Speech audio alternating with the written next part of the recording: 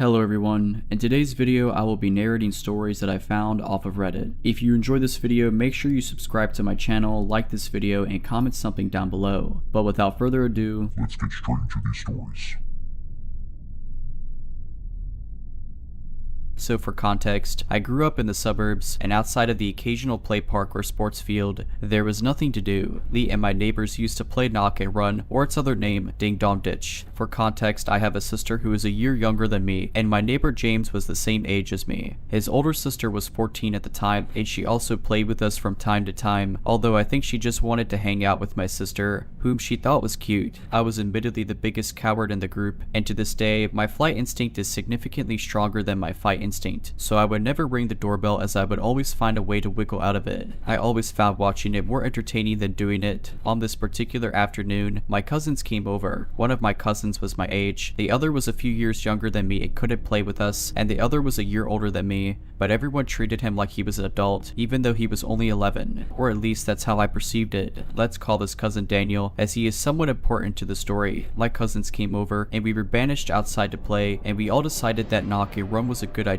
We usually just played around our immediate street, never venturing further than the next street over out of fear of getting lost in the coppice and pasted suburban streets. We made our way up the street to the play park on top of the hill. It sat where a house could have been, and someone could cut across it onto the next road. As we sat on the play equipment, we decided that a vote should decide who knocked first, and of course I was picked. I remember getting myself out of it and getting my older cousin to take my place. I am thankful that he was and is as proud as he is. They helped me get out of a lot of situations. We decided that our first target would be the fanciest looking house in the area, a white marble house with a fountain in the front yard and a curved driveway. I remember sitting next to a car. I was small enough to look under it from the curb, and I had a clear view of my cousin sneaking up to the door and ringing the doorbell 3 times in order to get the attention of whoever was inside, and he bolted down the pathway towards the street to hide behind the cars. But before he got to the fence, an older man in a black leather apron with what I assumed was paint came sprinting after him. I immediately knew something was wrong. This wasn't the usual response to a knock and run. Sure, we have encountered some angry people before, but this was something very different. He practically flew down the walkway towards Daniel and threw his hand out to grab him. This didn't feel like anything someone his age could do, and it scared me. I think I might have been the only one with a clear view of what was going on, which meant that I was the first to see what was happening. It wasn't until the man was practically on top of Daniel that he noticed that he was being chased, and the scream that he made when he realized this will always stick with me. As I said at the start of this, Daniel was and still is a very proud person who will always try to prove himself, so hearing this scream of pure terror struck at my core. Everyone was clued in at this point as to what was happening. Daniel didn't open the waist-high gate at the end of the path, he just jumped it, which I think ultimately saved him from getting hurt as the old man had to take a second to open it. Daniel was sprinting down the street as fast as I had ever seen him. "Stop, you little brat," the man shouted with a deep, angry voice, which did actually stop Daniel in his tracks. They were both standing in the middle of the road at this point, reminding me of an old western movie when 2 cowboys would be standing at either end of the main road. The man marched straight up into Daniel's face, and I could finally get a good look at him. His skin resembled rough leather, and the few strands of hair on his head had long since grayed. He was clean shaven, and he was wearing white pants, a white button-up, and a black leather apron that had what I rationalized as red paint on it. After he was maybe half a foot from Daniel, he started to berate him, and I could only make out the words "sick people" in there. Everything about this man threw me off, and I could see my neighbor and my other cousin, who was hiding in the bushes, felt the same. My neighbor's older sister, whom I will call Tay, screamed out at him from the other side of the road, which gave Daniel the opportunity to run as fast as he could away from the man. We all ran at that point. I don't think I or anyone else knew where we were running off to, but I found myself in the car park of the shopping center across the road from me. I waited there for maybe 30 minutes, just watching cars come in and out, feeling safer with the large group of people. I had no idea at the time if he chased one of us, but I knew that I was safe. I made my way back to my house and found that I was the last one to return. My cousin Daniel ran straight home, and Tay followed him. My other cousin and neighbor ran around the suburbs for a bit before deciding to go home. My mom was missing when I got home, and I realized that she had been told what happened. My mother is someone who isn't afraid of protecting her own, and she is one of the strongest people I know, so I felt pretty safe that she was aware and was off telling him to screw off. But when she got back, she seemed off. She didn't want to talk about it or anything, and any color from her face had completely drained. We slept at my neighbor's house that night because my mom wanted to talk to my dad about something serious, and I think we all knew what it was about. Nothing happened for a while after that. Not for a while, but my mom was a lot more protective of what we did outside. We were no longer allowed to play knock and run or go up the road without a parent. It really bugged my sister, who loved to play outside, but I don't think she fully understood what happened. I have a lot more stories about this guy, and I probably will write more because this has helped me get a better grip on everything that happened throughout that year. But I hope you enjoy the very first event in one of the worst periods of my life. Part 2. Okay, so before I get into the next few events, I think that it is important to address some things that I've read in the last post. I know that we were the ones who originally disturbed him, but I thought it was important to dedicate a post to that event as it kind of kicked off a lot of stuff. I will probably update this post with a few more stories just to get it all out there, but I just wanted to say that I fully understand me and everyone else's part to play in part 1, but I believe that the issue really began after that, which is what I'll show you today. First things first, I promised a few of you that I would ask my mom what the old man had told her last night at dinner, and I did manage to do so. She was surprised that I remembered what happened and tried to sweep it under the rug, but I kept pressing her for answers. I'm not proud of pressuring my mother into talking to me about something like this, but curiosity got the better of me. I know that that isn't an excuse, but I feel it somewhat justifies my actions, as a lot of you wanted to know as well. After I pressed her for more answers, she grabbed my arm and led me to my room before placing me on my bed. She sat next to me and told me not to repeat anything of what I said to my sister, my cousins, or anyone else who was involved with this man throughout that year. She finally opened up about how she was sitting at home watching television when she heard a loud knock on the front door. It was my cousin Daniel and my neighbor Tay, who looked terrified and exhausted. After letting them in and grilling them for answers, my mom was rightfully pissed that someone had spoken to them in such a way, and so she got up to go and confront the man, and on her way out, my other cousin and neighbor arrived, whom she also sent inside. She was concerned about where I was, but Daniel made it clear that I ran in the opposite direction of the man and that he would go out looking for me, which it turned out he didn't. My mom made her way up to the play park and saw the man pacing back and forth up and down his driveway. He didn't seem angry or upset. He apparently didn't seem like anything besides someone marching back and forth, which took my mother's mood from enraged to confused. She walked up to the front gate and let herself in, which made the man stop almost immediately and stare at her. I am surprised that she didn't turn back and go home at that point, because that's what I imagine anyone would have done.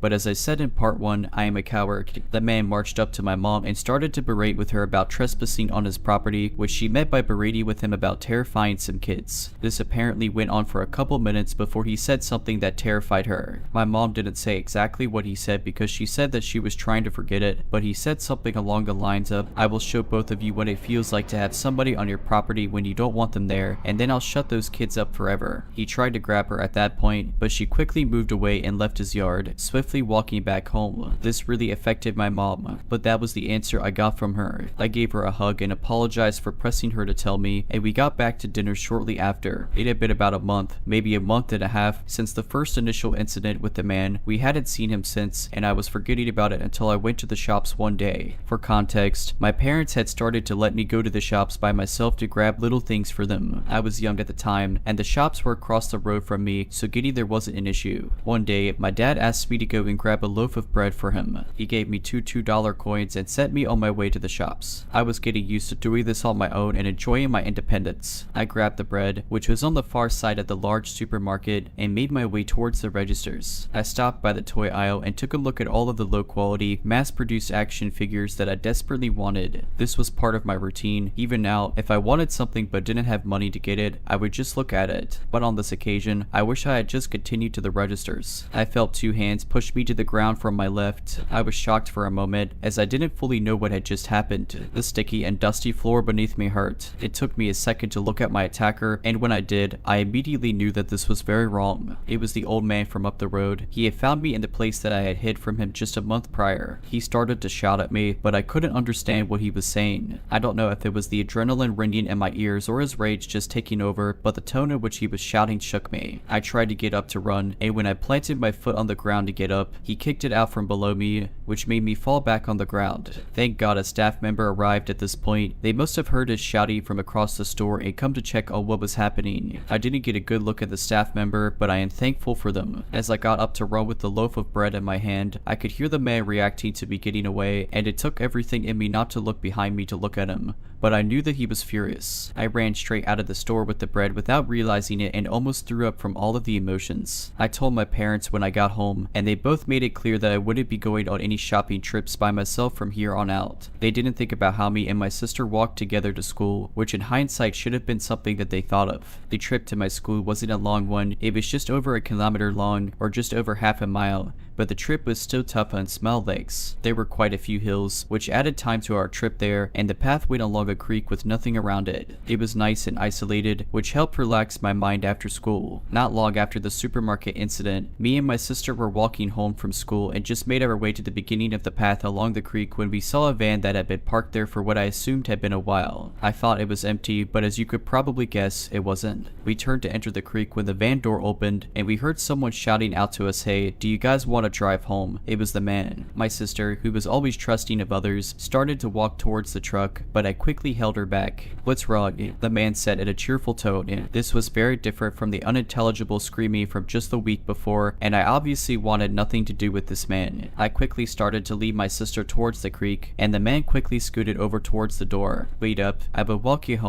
I should have run up the hill towards the school, but instead I started to sprint down the creek. Looking back at this, I feel stupid. Daniel was faster than me, and the man had been able to catch up to them in seconds, but for some reason he didn't leave his truck. All I heard was another unintelligible scream and his truck driving away. My sister was beyond pissed that we didn't get a ride home and that we had to walk, but I didn't care. She and I were safe, and so we continued walking along the path. Thinking back to it, the path was beautiful and connected on either side to small, quiet streets, the perfect in-between of isolation. Sadly, my young mind didn't realize that the creek opened to two quiet streets, and so when I saw that same silver van on the street at the end of the path, I froze. What could I have done? I felt powerless and had to take care of my sister, who was only now figuring out that this man may not have good intentions. I decided that the best course of action was to cross the creek and walk through the bushes to the other side. This was a beyond dangerous idea as there were slippery rocks, animals, and running water. This very easily could have injured or killed us, but somehow we managed. We climbed over logs of wood and under tree branches, through prickly bushes, and through large plants. But we managed to do it and crossed over to another road that we followed towards the main road, which took us home. Obviously, those two vans could have been different, but at the time I was certain they were the same, and even now I am not 100% sure if they were different. I only found out about this later, but my parents got the police involved at this point. But based on the fact that more stuff happened, I am going to say that they probably didn't do much. There were a few other things that happened throughout this time, like mail being stolen, our bins being pushed over, and the front door knocking at the early hours of the morning that we knew was him, although we had no real proof. There is one last thing that I will bring up before I end part 2. For context, my dad used to have campouts with me and my sister. We would sleep out on the couch, and my dad would sleep on a mattress on the floor. The couches we would sleep on were right next to the front door in the living room. We would watch movies with pizza or some other type of takeaway. It was really fun, and I remember those nights, but one particular night will stick with me. Everyone else went to sleep, and Naruto was on. I hadn't watched or read Naruto at that point, but I recognized the characters. I was sitting directly next to the large window that looked out onto the driveway. I was just enjoying doing nothing when I saw some movement out on the driveway, and so I looked out, and there he was, walking up to our front door, wearing his white pants and white button-up shirt. He was staring directly at our front door with such focus that it felt like nothing would break it,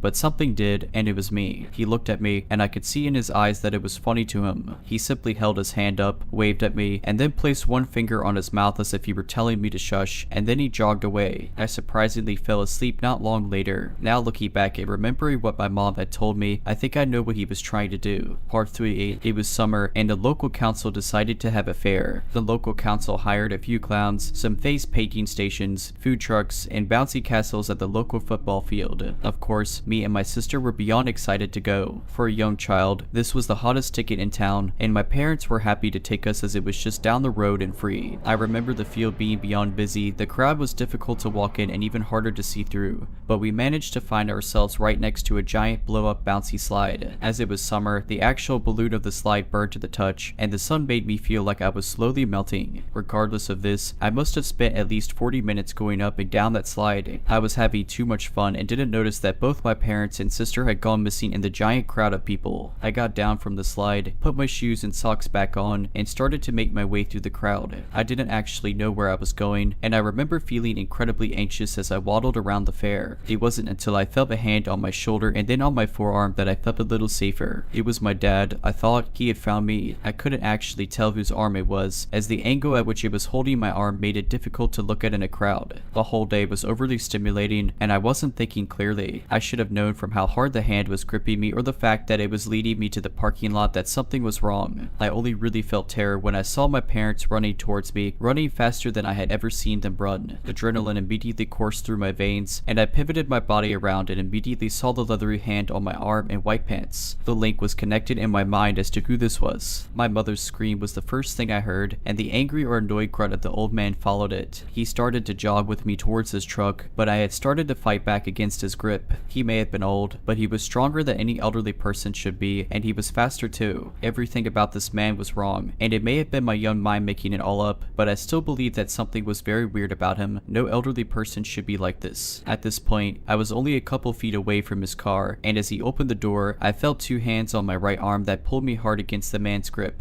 The man's grip held on before my dad came out from behind me and slammed the old man's head into his car, which loosened his grip on me. At this point, my mother grabbed me and ran, and we went straight home. Apparently, they didn't notice me slip away on the bouncy slide, and they ran into some family friends who offered to take care of my sister while they searched for me. I don't know what type of person it takes to do something like that in such a populated area, but this man was not normal, not in the slightest. My dad returned later that night. He looked really roughed up and drained of all energy. From what I had gathered over the years, they got into a pretty brutal fight that ended with the police breaking it up. My dad didn't get into that much trouble considering that he had called the police on the man before, but they still took him to the station to give a statement. When he sat down on the couch, he looked exhausted, bruises forming all over and a cut on his lip and upper eyebrow still leaking blood. But he had a smile on his face, and I could hear him telling my mom that it was over. They were both hopeful, and so was I. A couple weeks later, my cousins came back over, and Daniel wanted to know everything. He felt like he was the main victim and deserved to know everything because he was the one that the man shouted at and the one that the man wanted to get the most. I don't disagree that the man would probably try to hurt him on sight, but it felt weird to me, almost like he was trying to take credit for something that to him sounded like a creepy story,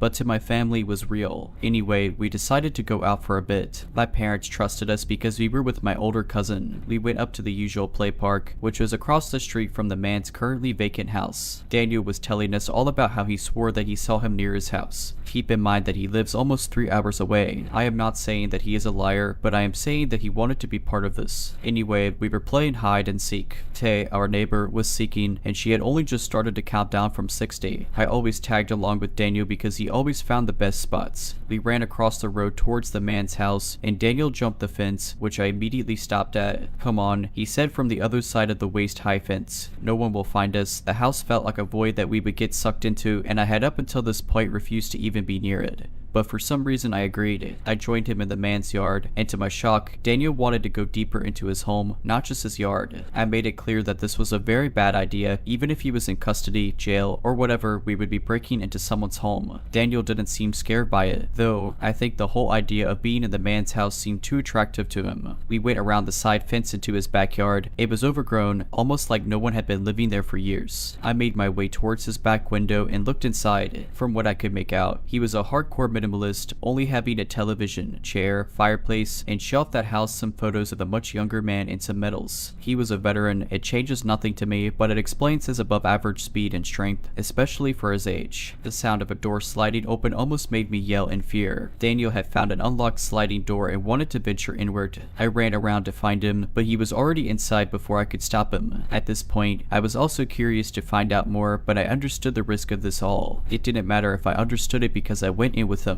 The rest of the house reflected the living room. The kitchen had a fridge and a stove, and the dining room only had a small table with one wooden chair. There was no decoration on the walls or signs of life besides these sad reminders of how lonely the man had been. As I said, this changes nothing for me. I hate this man more than anyone can know. We made our way upstairs and found 2 completely empty rooms in one bedroom, a single bed with a bedside table filled with different types of weapons, a hatchet, a knife, and a knuckle duster. I had never seen a knuckle duster before, and I successfully fought the urge to take it and put it on. This was something that Daniel failed to do, as he almost immediately grabbed it, which I almost hit him for. We continued searching the house, and Daniel had the idea that he must have something weird in his wardrobe, and when we opened it, he gave a disappointed sigh as there was nothing inside except a few white button-ups and white pants. This especially creeped me out as he never wore anything else. We made our way back down the stairs and into the living room, and to our surprise, we missed the table that sat next to the couch. It was just out of view and only had one drawer. Daniel opened it and struggled struggled to get it out fast, but when he did, we found something profoundly strange. It was a single photo, neither of us could make out what it was, but we knew that it looked familiar. Daniel sat down in the chairboard, and it was only then that we heard Tay scream out that she had given up.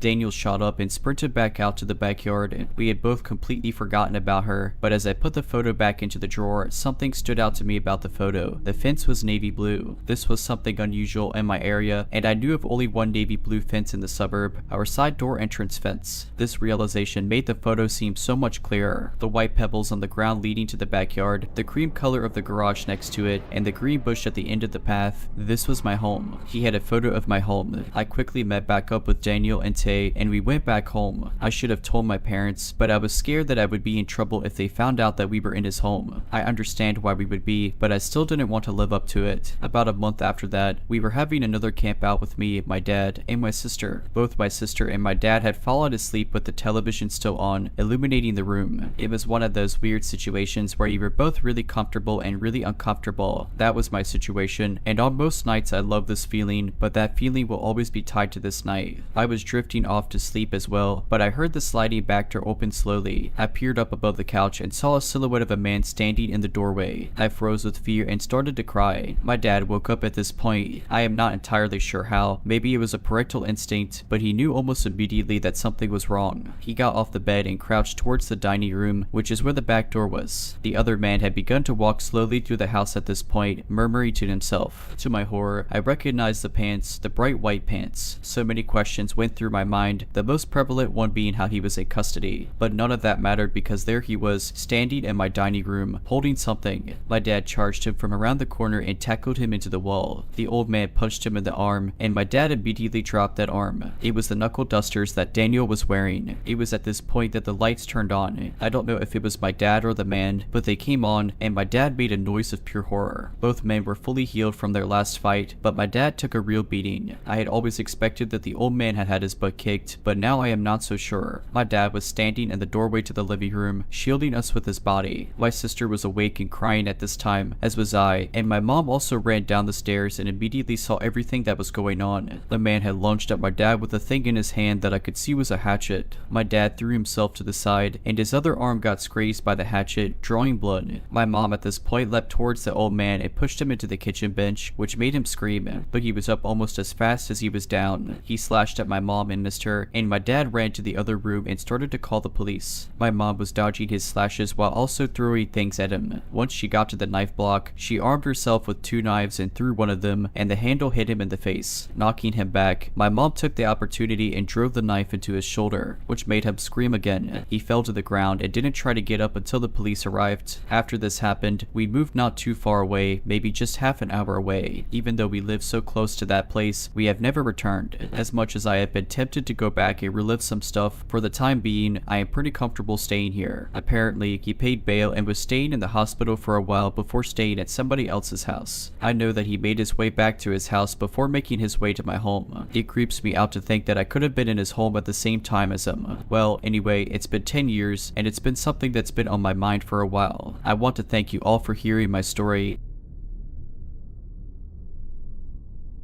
If you're liking this video, all I ask is that you make sure to subscribe to my channel and like this video. Thank you.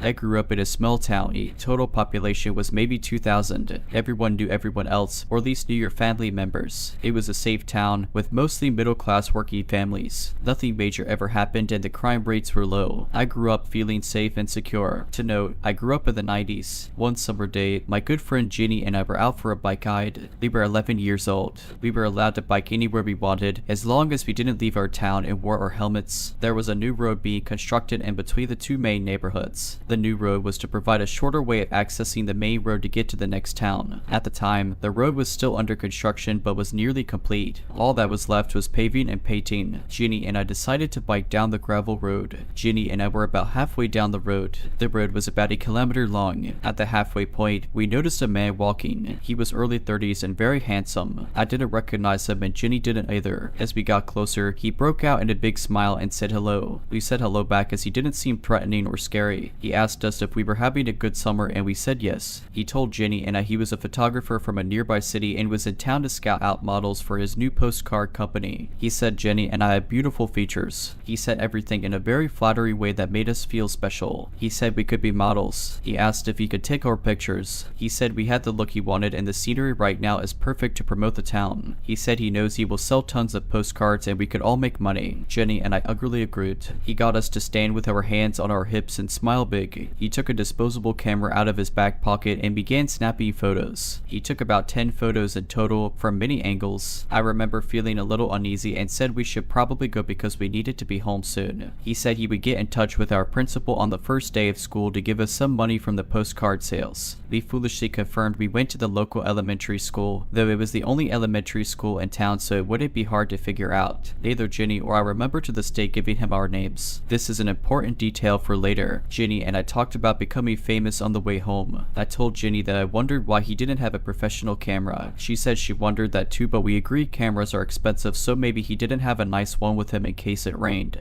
That evening at supper, I told my parents about my potential newfound fame. They were horrified and got on the phone with Jenny's parents. The two sets of parents called police and gave statements. Police sort of downplayed it and said it was unusual, but nothing criminal had happened. My parents had a long talk to me about safety, as did Jenny's parents with her. The following spring, Jenny and I were hanging out together, this time a little older and a little wiser and a lot more cautious. We were walking along a quiet side street, just talking about music and television shows. A minivan approached us and slowed down. A friendly-looking woman asked us if we knew where Smith's Road was. We told her she just needed to drive straight for less than a minute and it's the first right-hand turn. She said she was having difficulty finding it and would we mind hopping in and showing her. I instantly said no. Jenny also declined. Then, the woman said it was okay because she knows who we are. She called us both by first name and said she saw us on a postcard. By now, we were both freaked out. We were on a stretch of the road that had no houses. The nearest one was about 100 meters away, and it wasn't common for people to have cell phones back then, so neither Jenny or I had one. The woman continued to ask us to get in her minivan. Jenny, who was normally super chatty, was staring into the vehicle intensely. Her body language was stiff and I could tell she was scared. Suddenly, and seemingly out of nowhere, Jenny screamed run. I didn't know what was happening, but I ran and followed Jenny. We ran off the road and through a field and into a yard another street over. I recognized the yard and house as belonging to a school teacher. We pounded on her door and she answered. We told her what happened, and then Jenny said something I will never forget. She said she saw the photographer man from last summer crouching down into the very back row of seats. She said she knew something bad was going to happen. Police and our parents were called. We gave statements and a vehicle description as well as descriptions of the man and woman. Unfortunately, the police were never able to locate them. Jenny and I never saw them again. We had some serious trust issues with strangers after those encounters. Always make sure to teach your children that strangers are not safe, no matter how nice they are. My situation could have had a much more unfortunate outcome if things had gone even slightly differently.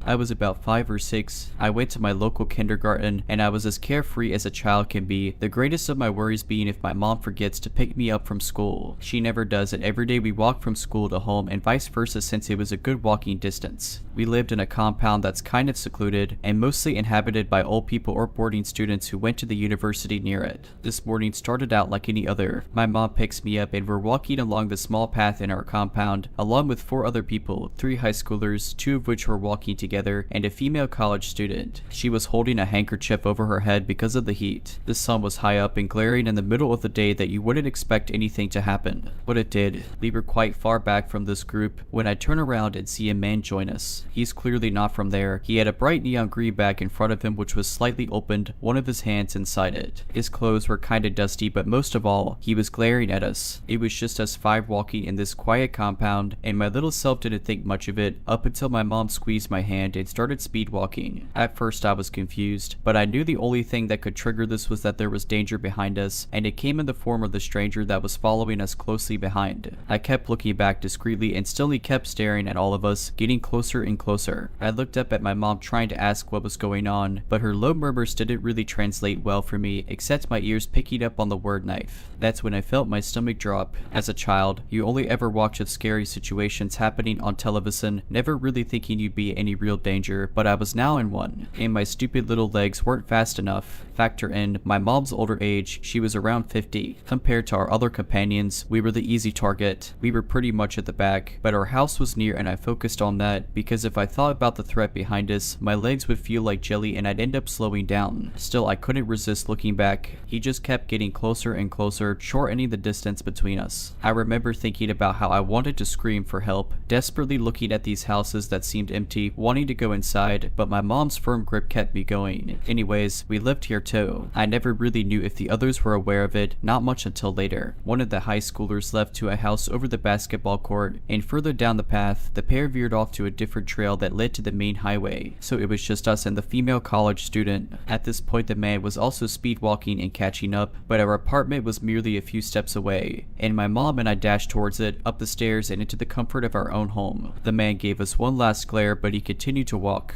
My heart was pounding against my chest. My mom had left me to lock the door while she stared out the window. She kept repeating, "He has a knife." I saw it. He's holding a knife. I run towards the window and catch a glimpse of the girl, still clutching that handkerchief above her head, looking behind her in fear and alarm as the man continued to follow her. His bright, neon bag in front of him, now wide open, his hand still inside as he kept getting closer and closer. I don't really know what happened after, only of my mom's recollection of the events. She had noticed the man suddenly come up behind us too, and her suspicions were raised when he didn't try to walk past us like the others but maintained a close distance between us. And then she saw the knife, hidden in his bag, holding onto it as he stared at us. I hope that girl is okay, and that man was detained or something, but it's been years now and I don't really know where to start. Don't really know if I'd like to. Sometimes I wonder what that girl must have been feeling and if she had escaped. If you're liking this video, all I ask is that you make sure to subscribe to my channel and like this video. Thank you.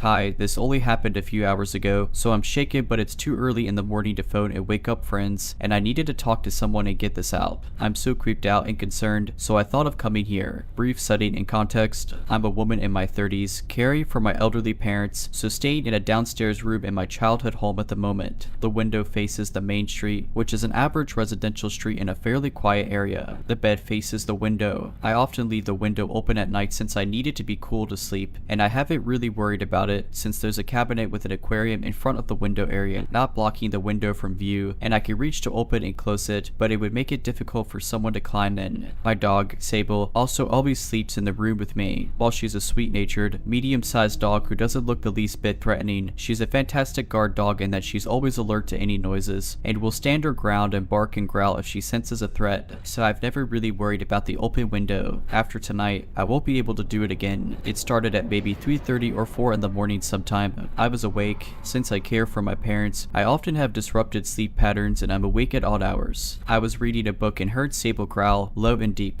Then she jumped off the bed and began pacing a bit, looking up at the window before jumping up at the cabinet by the window, barking. I shouted, "Hey, we're calling the police, dog will bite," just in case there was someone there, and went to look out of the curtains to the side. I didn't see anything. I pulled the curtains closed again and made sure to pull the right curtain over, then drew the left side curtain, the one that covers the open part of the window, all the way over, covering the right side curtain too, tucking it down so any wind wouldn't be able to move it. I wasn't really alarmed then. It's a fairly quiet residential street, but there are foxes around that we sometimes hear, and occasionally someone passing by or the neighbor's gate next door will make Sable growl or bark, but she doesn't usually react the way she did this time. She'll usually growl, but stay on the bed, and her reaction was much stronger than normal. I thought that even if it was someone scoping out the open window to potentially burgle, they'd see now that the room was occupied by a person and dog, and would go find an easier target, but mainly I guessed it was just a random noise she'd heard outside. I was wrong. It was a good half hour or more later, after I'd relaxed and thought I might doze off soon, that I heard her growl again, a really serious, deep and low growl, and I listened again, thinking it might be foxes or something, but I heard what sounded like deep, horror movie breathing noises, like the heavy breathing sounds a pervert makes down the phone to his stalking victim in a film. I sat up, looked up at the window, and my heart stopped. The curtain had been pulled back and lifted at the bottom bottom, like someone peeking under it, and I could still hear the heavy breathing. I shouted hey again and moved from the bed to the side of the window so I could see past the curtain and saw the figure of a man move away from the window to the right,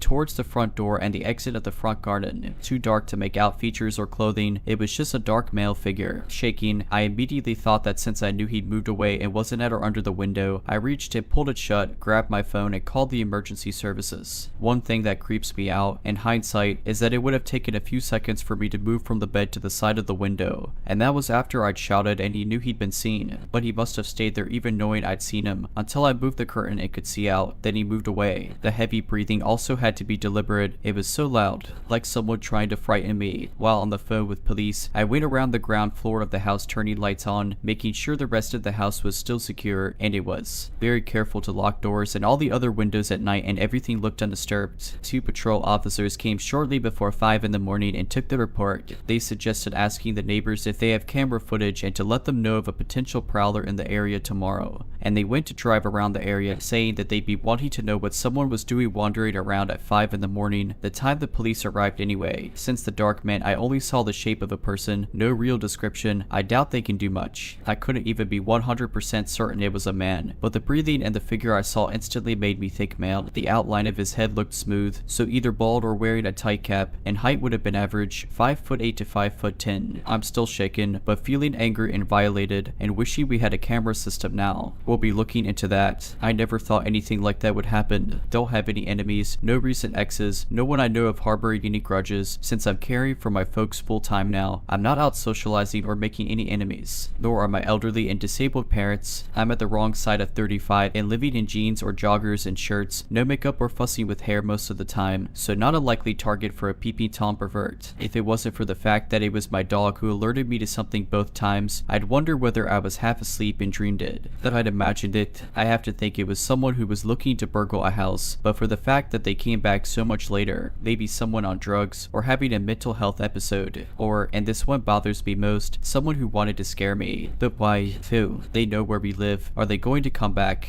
New fears keep popping into my mind. Like most nights, I'm up at some point late at night or in the very early hours, and will let the dog outside into the back garden for a quick pee, and I'm suddenly aware of how easy it would to be attack and gain entry then. There's a passage around the side of the house to go from the front to the back garden with only a small side gate, meant to keep the dog confined, not designed to keep others out. It would be easy for someone to access then hide against the back of the house, completely hidden from view. They were bold enough to come back a second time, even knowing a person and a dog were in the room. Perhaps hoping I would have fallen asleep by then, they seemed to be trying to deliberately scare me when they returned the second time, doing that deep breathing noise, and stayed by the window even after I'd shouted. In those few seconds it would have taken from me shouting out, until I reached the window and could move the curtains and see out. They could have moved and been long out of sight, but they'd stayed there until there was a chance I could see them, only then moving away. The beating noises and then the coldness that ran through me when I actually saw a man moving away from the window will haunt me, along with the question of their motives. Were they trying to scare me? Why,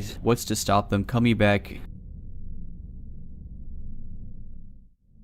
I, a 40-year-old woman, went to the university at Buffalo fresh out of high school in the early 2000s. At that time, the online world was a bit like the Wild West, which included having to do quite a bit more digging to find specific information than today's split-second Google search. As such, it was a much easier time for colleges and universities to hide or spin campus crime statistics to make themselves look better for prospective wallets. I mean, students. Case in point, I was at orientation a month or two before my freshman year, and one of the mass presentations I had to attend was about campus safety. Bright-faced, upperclassmen orientation aides enthusiastically verbally filleted the school, boasting about how North Campus was at the time, the safest town in the country, and that the only murder in recent history has occurred 9 years ago, to an unfortunate student named Linda Yalem who was murdered on the campus's bike path during a low early morning run. It was a fate that, we were assured, could be avoided by simply not hitting the bike path alone. What they conveniently didn't reveal was that the killer hadn't been caught and Yalem wasn't his only victim. He was a serial assaulter who had already been active in the area for at least 25 years in downtown Buffalo, and on the secluded bike paths of the Buffalo suburbs. In retrospect, had this information been as readily accessible as it is now, it probably would have kept me from the most bone-chilling encounter of my life. Fast forward 3 years. I was a very depressed 20-year-old who was struggling with her identity and her parents' reaction to it in a much less accepting time than now. I left school and, to avoid being home, shacked up with a woman who promised me the world but then rejected me in favor of her ex-girlfriend friend on the night I moved in and eventually turned out to be a felon who drained vulnerable would-be love interests' bank accounts, though that's a very convoluted story for another time. So clearly, I was an unhappy young adult desperate for love and a sense of belonging, sometimes to my own detriment. Despite my roommate's many unkind and hurtful gestures, I stuck with it in the naive hope that she would eventually come around and fulfill her pie-in-the-sky promises to me. On a particular July night, that hope just fell flat. I was at Roxy's Green Room, a now-defunct lesbian bar and club that many wayward Buffalo lesbians, myself included, flocked to at night to feel a much-needed sense of community and to hopefully land a special someone. Since the latter just wasn't happening for me, and since I didn't yet know what kind of person she really was, I was still stuck on my roommate. She liked to dangle emotional carrots overhead out of some sick joy that she got from making me hurt, but also hang on to hope.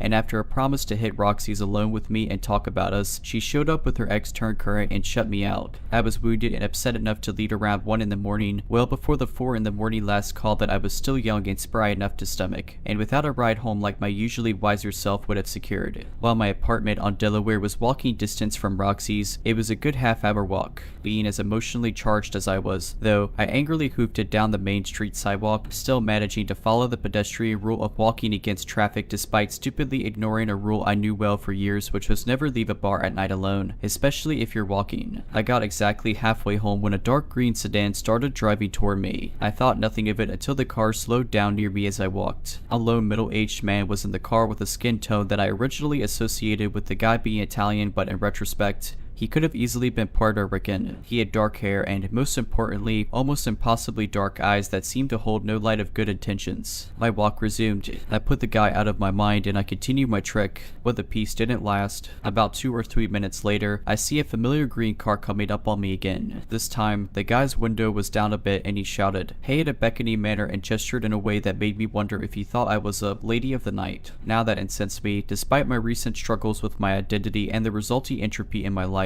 I was always a good kid. I flashed him a quick, annoyed look to inform him that despite the mildly revealing clothing, he was barking up the wrong tree for several reasons, and then I ignored him, focusing forward. He sped off again and turned again. At that point, it was clear that the dude was casing me like a cat burglar cases a house. It was before the time of Uber or even widespread use of cell phones, and with no cabs passing by, I had little hope of getting one. Public transit existed, but it was both sparse and not running nearby. The stretches of Main between intersections were long, and I'd probably be spotted on them anyway since the guy was circling, the 15 minutes away from both Roxy's and my home. There was also no way I could get anywhere near either place before the green car came back around again. The main thing I thought of was to get to an open business, inform the clerk, have him or her call the police and stay put. Then the guy would either give up or get caught. I was coming up on the convenience store on the opposite side of the street where I'd bought a pack of cigarettes earlier in the night, but as I got closer, the desolate blackness through the windows told me that it was closed. I looked around for something else, another bar, a gas station, anything, but the street was flanked by shuttered brick buildings and a locked up church. Then came the headlights and green again. Again, the guy slowed down as he approached me, but his demeanor had shifted again. He put his palm out impatiently, as if he couldn't understand my lack of complicity. "COMPILATION," the guy yelled through his now open window, his face an equal picture of aggression, intimidation, and frustration. I kept out of arm's reach on the sidewalk and once again ignored him, but this time, I was properly shaken. He angrily punched the gas and was off on his familiar circuit back around to me. Now I knew I was in trouble. The guy's behavior was escalating and I was genuinely scared that his next move would be to grab me off the sidewalk and pull me into his car. From there, God only knew what sort of depravity I was in for. I scrambled through my memory for another safety tip, and I remembered that making myself both impossible to ignore and obviously in distress could get me some much needed attention from an outside party. I ran into the middle of Main Street and started frantically waving my hands and shouting at every car that was coming my way. The first car drove by. The second car drove by. The terror in me was palpable as I was beginning to lose hope, but still determined to keep trying while thinking of my next bold move. A van pulled over that had 4 men in it. In a game of numbers, this van full of guys was exponentially safer than that single stalker in the green car. I opted to take the gamble. I frantically told them about the man in the green car who kept circling around the block and following me, and begged for a ride home. The driver asked if I had any money in exchange for the favor. I didn't. Then he asked if I had any cigarettes. I may be one of the only only people you'll ever meet who actually had her life saved by smokes. Though I had never been a smoker before, I briefly picked up the filthy habit because New York State bars still allowed smoking, and it was a weird part of Buffalo lesbian bar culture that I emulated to fit in. Yes, I answered urgently. I just bought a pack and you could have the whole thing if you get me home. Admittedly, I was initially a little miffed that the driver wanted something from me in exchange for not letting me get abducted off the street, as well as the implication that he may not have helped me if I had nothing. Still, I had the smokes, he had a vehicle, and the stars had hopefully aligned. Regardless of how it went down, I'd help if he let me in and the details didn't matter. After a second or two of thought, which seemed like an eternity to me, the driver agreed and one of the two dudes in the back opened the side door for me and got out so I could slide into the seat behind the driver. As the door to my safe carriage full of impromptu nights shut and I got buckled in, I looked out my window just in time to see the green car creepy past the van and proving to my saviors that I was telling a very disturbing true story. Until my dying day, I will never forget that man's eyes. Feeling safe surrounded by a closed van full of young, tough-looking rescuers, I looked that guy dead in the eyes. Part of me was rightfully terrified, but another part of me wanted to look right at him defiantly and tell him with my eyes, I got away from you. I went in. I was repaid with the most evil, hateful look that I've ever had directed at me, let alone seen. His eyes were black. Black like a cat's eyes get when it sees a bug in the house and its hunting instincts cause its pupils to blow to allow more light in. But at least there's usually a hint of playful mischief in a hunting cat's eyes. The eyes I was seeing were those of a pure, unadulterated predator, and the vitriol that practically oozed from them as he glared at me let me know exactly how he felt about his prey having the audacity to elude him. He drove off into the night, and so did we, in a bit less direct route to make sure that we lost him. After a blessedly quick jaunt with frequent looks behind my shoulder, I was delivered home, one pack of cigarettes short but alive and in one piece. The first thing that I did when I got in the door was to check the locks on absolutely everything. After that, the adrenaline started to wear off and the pure fear set in. I was so terrified that the man in the green sedan was searching the area where I got dropped off that I grabbed the cordless phone, then lay completely flat on the living room floor for hours to keep totally out of sight from any of my apartment windows. As I lay there, I called the Buffalo police and relayed my terrifying tale in as much detail as I could give them. I told the cops that it was possible that the man was cruising near Roxy's to prey on vulnerable women who were out and about. In hindsight, I think the guy just saw who he thought was an easy mark out by herself and availed himself of the opportunity to strike. Fast forward another 4 years and I'd moved out to Chicago to live with my then girlfriend. For about half of my 4 years there, I was pretty homesick. I'd never lived anywhere except my home state of New York, and I went there knowing no one except my ex, who wasn't exactly an empathetic soul, adding to my feelings of isolation. I coped by keeping up on upstate New York news so I'd feel a little less far away. On a chilly mid-January morning in 2007, I was at our computer looking up headlines from my home state when one popped up that immediately snared my attention.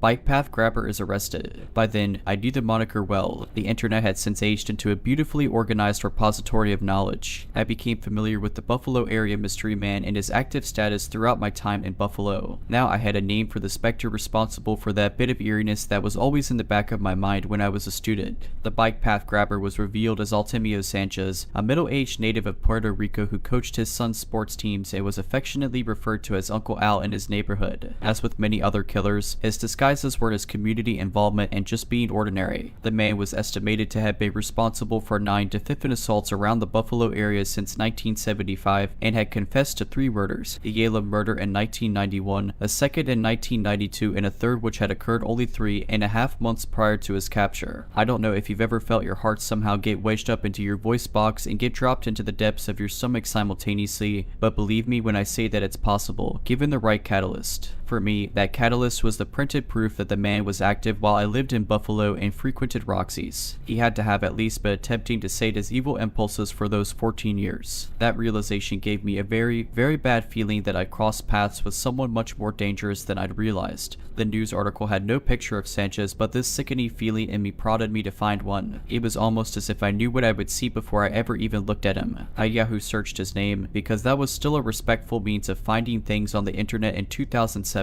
and I was horrified, though not surprised, to see those same black, soulless, predatory eyes that I looked into 4 times on that summer night in Buffalo in 2003. The timeline fit. Artemio Sanchez pled guilty to the 3 murders and was sentenced to 75 years to life in prison. In essence, the guy won't be exposed to the outside again unless he's in a body bag.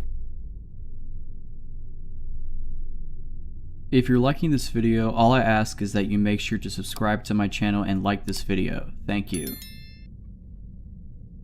When I was like 6 years old, I attended the elementary school, which was located in our small town. My way to and from school was basically just 500 meters of main road before turning into the street where I lived. At the time, we're talking about the late 90s here, all the parents in the town were extremely adamant on telling their kids not to trust or follow strangers. Never get into anyone's car, even if they say they know your parents and are friends. The reason why, there was a murder like 3 years back in the same town. A girl, not even 6 years old, was found dead and assaulted in a field. The strange thing about it is, nobody knows how exactly she was taken, no signs of forced entry or something, which implies somebody lured her somewhere without her suspecting a thing. The case still hasn't been solved more than 20 years later, so our parents were very afraid that their kid was going to be next, because kids can be really stupid and you can't watch them 24/7. Now onto what almost happened to me. I was walking home from elementary school. About halfway home, at the shadiest and mostly covered by trees and bushes area, a car pulled up next to me. A blonde, about 30-year-old woman was the driver. She told me she could drive me home. She claimed to be going in that direction anyway, which was, unclear to me at the time, essentially a lie because once the road ends near my house there is nothing but empty fields. Kid-like as I was not suspicious and was like, oh no, it is not that far, I can walk. Then she started being more insistent. The whole oh come on it is fine, nothing to worry about, and you could relax instead of walking thing. The alarm bells only started ringing when she said she knew my mother, they are friends, and supposedly she was asked by her to drive me home. Thank God for my parents repeatedly talking about the tricks that people use to lure you in. I started being creeped out, continued to walk, but she kept driving beside me. Now the real weird part in hindsight was her next attempt to get me into the car. She started saying that I was obviously afraid, and cool children are not afraid of such things. If you want to be cool, you should just relax. Honestly, I did not fully realize the full extent of this situation. I just felt uncomfortable and wanted to get out of this conversation, so I just started sprinting the rest of the way back to my house. Once I got home, I stayed right next to the door and kept looking out of the window for a few minutes. And guess who drove by and basically checked out the house? That creepy woman. The road was a dead-end road, and only after 3 more minutes the car came back the same way. It took years until I realized what kind of bullet I dodged there. All I was thinking was my parents told me not to do this. I didn't know why or what that woman wanted. The drill of hearing over and over again not to believe strangers or get into their car kicked in. When I was older, I remembered this whole thing for the first time in 2 decades. Then I realized that woman was most likely sent as the trustworthy front woman to lure kids into their car and take off. Could be she was doing this for some crazed person or human traffickers. Moral of the story is, even if your kids are too stupid or young, like I was, to comprehend such things, the rules of not following strangers and the fact that strangers will lie to you for evil intentions must be drilled into your child's head like watching both ways when crossing the road.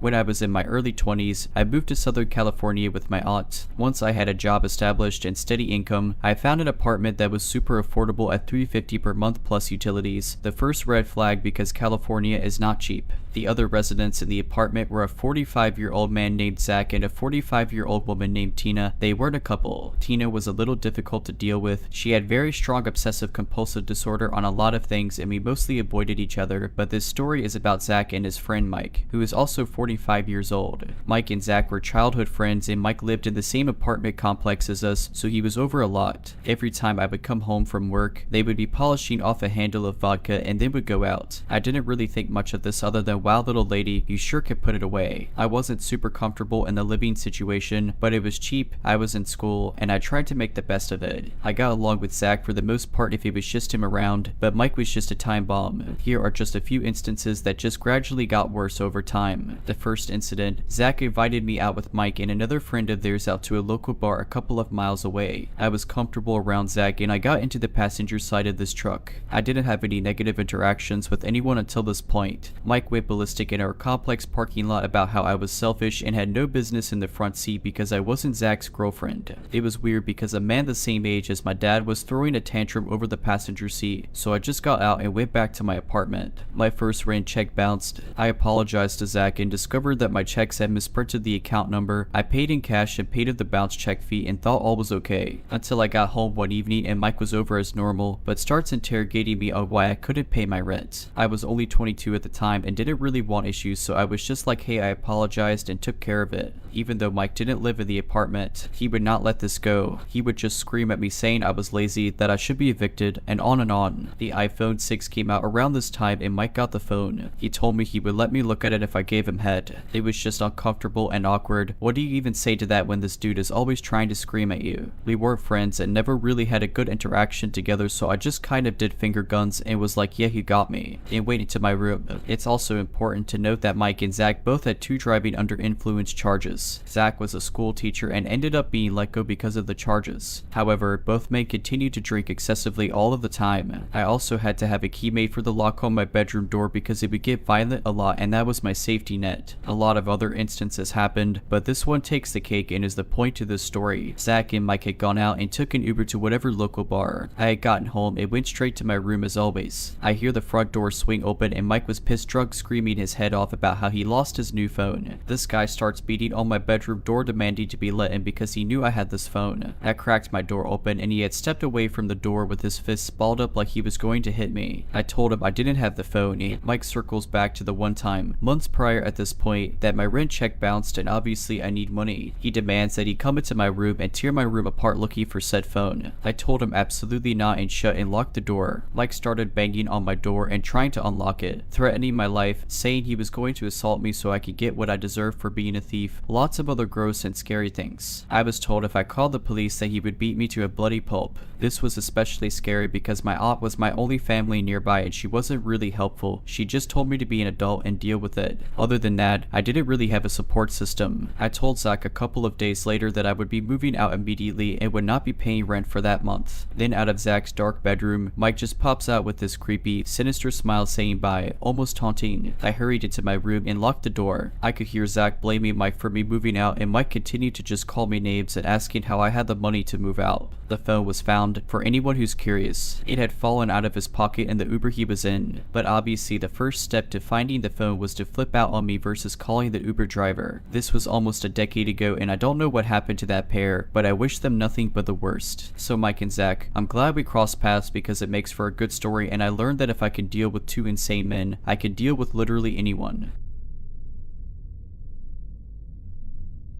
I'm 14 and 1 year ago, I was subjected to abuse by my special education teacher and my math and science teacher for my entire 8th grade year. I suffer from dyslexia and I am suspected by family and my therapist to suffer from autism. I also have a history of depression and currently undiagnosed mental illness. I had told my special education teacher at the beginning of the year that I wasn't feeling okay and that I had attempted to off myself during the middle of 7th grade due to how horrible my mental state was. I got asked the basic questions: if I'm being abused at home, have I thought about doing it again, stuff like that. But what surprised me is that I wasn't sent to a mental hospital after this conversation. My parents weren't even called. I thought I got lucky because I didn't want my mom to know that I told anyone this, but I was so very wrong. I wasn't lucky at all. I had given something that this woman could use against me, something she would use against me. The next day, my special education teacher told my homeroom teacher, my math and science teacher. Now, my homeroom teacher wasn't the nicest woman. Actually, she wasn't nice at all. She yelled at kids for minor mistakes, showed favorites towards the more smarter / gifted kids, and even told the rest of us to give up on trying to even go to high school. But in my opinion, these actions were 10 times more common when it came to me. She constantly shamed me for everything, and I mean everything. My spelling, my handwriting, the way my desk was organized, how messy my hair was due to me not taking care of myself, all of it. She knew about what I was going through, what my mental state was like, and how much I hated myself for my conditions. She yelled at me despite knowing I'm sensitive to loud noise. She told me to not even bother trying to keep my grades up because I'm not going to survive in high school. She told me that I was better off in a homeless shelter because I had trouble with catching up with the rest of my classmates and that no one would want to hire me for anything. She told me to give up on art because it wouldn't do anything for me in the future, and she acted like it was my fault for failing whenever we had parent-teacher conference. Whenever I told my mom, I was left with disbelief, a punishment. Eventually during the fall, I had trouble concentrating on basic things that wasn't what I'm interested in. I'd even black out during random moments in class, and when I woke up, I'd be yelled at again and I start having a mental breakdown. She was only ever nice to me when I gave her something for special events like her birthday or holidays. Despite her unjustified hatred towards me and how badly she ruined me, I tried to get her to like me as a person. I'd give her gift after gift each holiday, showing false appreciation in the hopes of her going easy on me, but every time she'd just continue. My special education teacher wasn't much help either. She and my homeroom teacher would talk about me behind my back, saying that I'm lazy and I wouldn't make it far in the world. and that it would be better for me to give up on my future entirely. It wasn't even like they didn't know I was listening, because they did. I look at them in utter disbelief every time, questioning why they would say these things about a child. They know I was watching. In fact, they constantly looked at me while talking, making sure I was listening. They did this for the entire year. It was a cycle I couldn't avoid because my mom simply refused to transfer me, telling me that she'll put me in the mental hospital if I ever ask her again. I faced bullying for most of the year due to how funny it was to some of my classmates, and they even expected it to happen every day. It was so bad to the point I faked being sick just so I wouldn't have to go back, so I wouldn't have to go through this over and over again. I felt like the most useless child to ever walk the earth. I thought about how peaceful death would have been because I'd finally be free from being constantly targeted. So I became a ghost. I just sat there letting everything fall apart around me, and the only sense of freedom was art. I'd draw until it was time to go home. I started eating to put on more weight because of how some of my classmates commented on my weight and that I looked like a skeleton. But when I ate, they called me fat and I was left with throwing up my food after eating. I developed an eating disorder due to this, and if it weren't for the fact that I was born with a fast metabolism, I wouldn't look as skinny as I do now. I had enough of it one day. I wrote a note in class that day saying I wanted to off myself. My special education teacher found it in my desk and asked me to come to her office to talk about the concerning nature of the note. I knew she was acting. She never cared for me past 5th grade anyways, when I was gifted and had a more bright future. After graduation, I was sent to summer school for my horrible grades and attendance. I've grown scared of my teachers there. One of them pulled me to the side, asking what was wrong, and I lost it. I cried for what seemed like forever, and my mom was called to pick me up early. I told my mom again, and this time she said that the reason why she never bothered to care, why she let me go through this, was because she was having fun in the house by herself and she didn't want me to ruin it.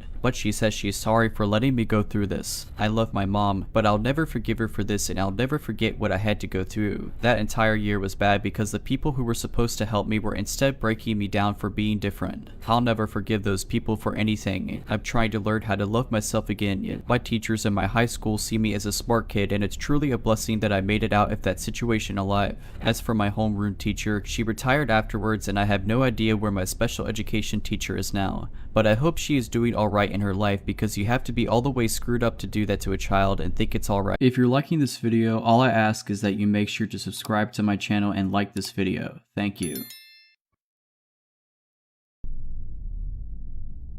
When I graduated from college and got my first job, I was thrilled to move into my own place. I found a cozy apartment in an older building. The rent was within my budget, and the area was reputed to be safe, with the added bonus of being close to work. The building had 4 floors. I lived on the 3rd floor, and below me there was a similar apartment that had been vacant for a while. A month after moving in, the landlord informed me that the 2nd floor apartment had been rented out. The first time I met my new neighbor, I was coming back from work. He introduced himself as Greg. He was a tall man with a scruffy beard and intense, searching eyes. He greeted me with a warm smile, which didn't quite reach those eyes. "I'm right below you," he said, pointing towards his door. "If you ever need anything or if I'm too loud, just let me know." I smiled and thanked him, thinking how considerate he was. Over the next few weeks, I'd occasionally bump into Greg in the hallway or the parking lot. He'd always stop to chat, asking about my day, my work, my family. Initially, his interests seemed friendly, but after a while, his questions became oddly specific. He'd ask about my routine, my friends, the places I like to visit. Alarm bells started ringing in my mind.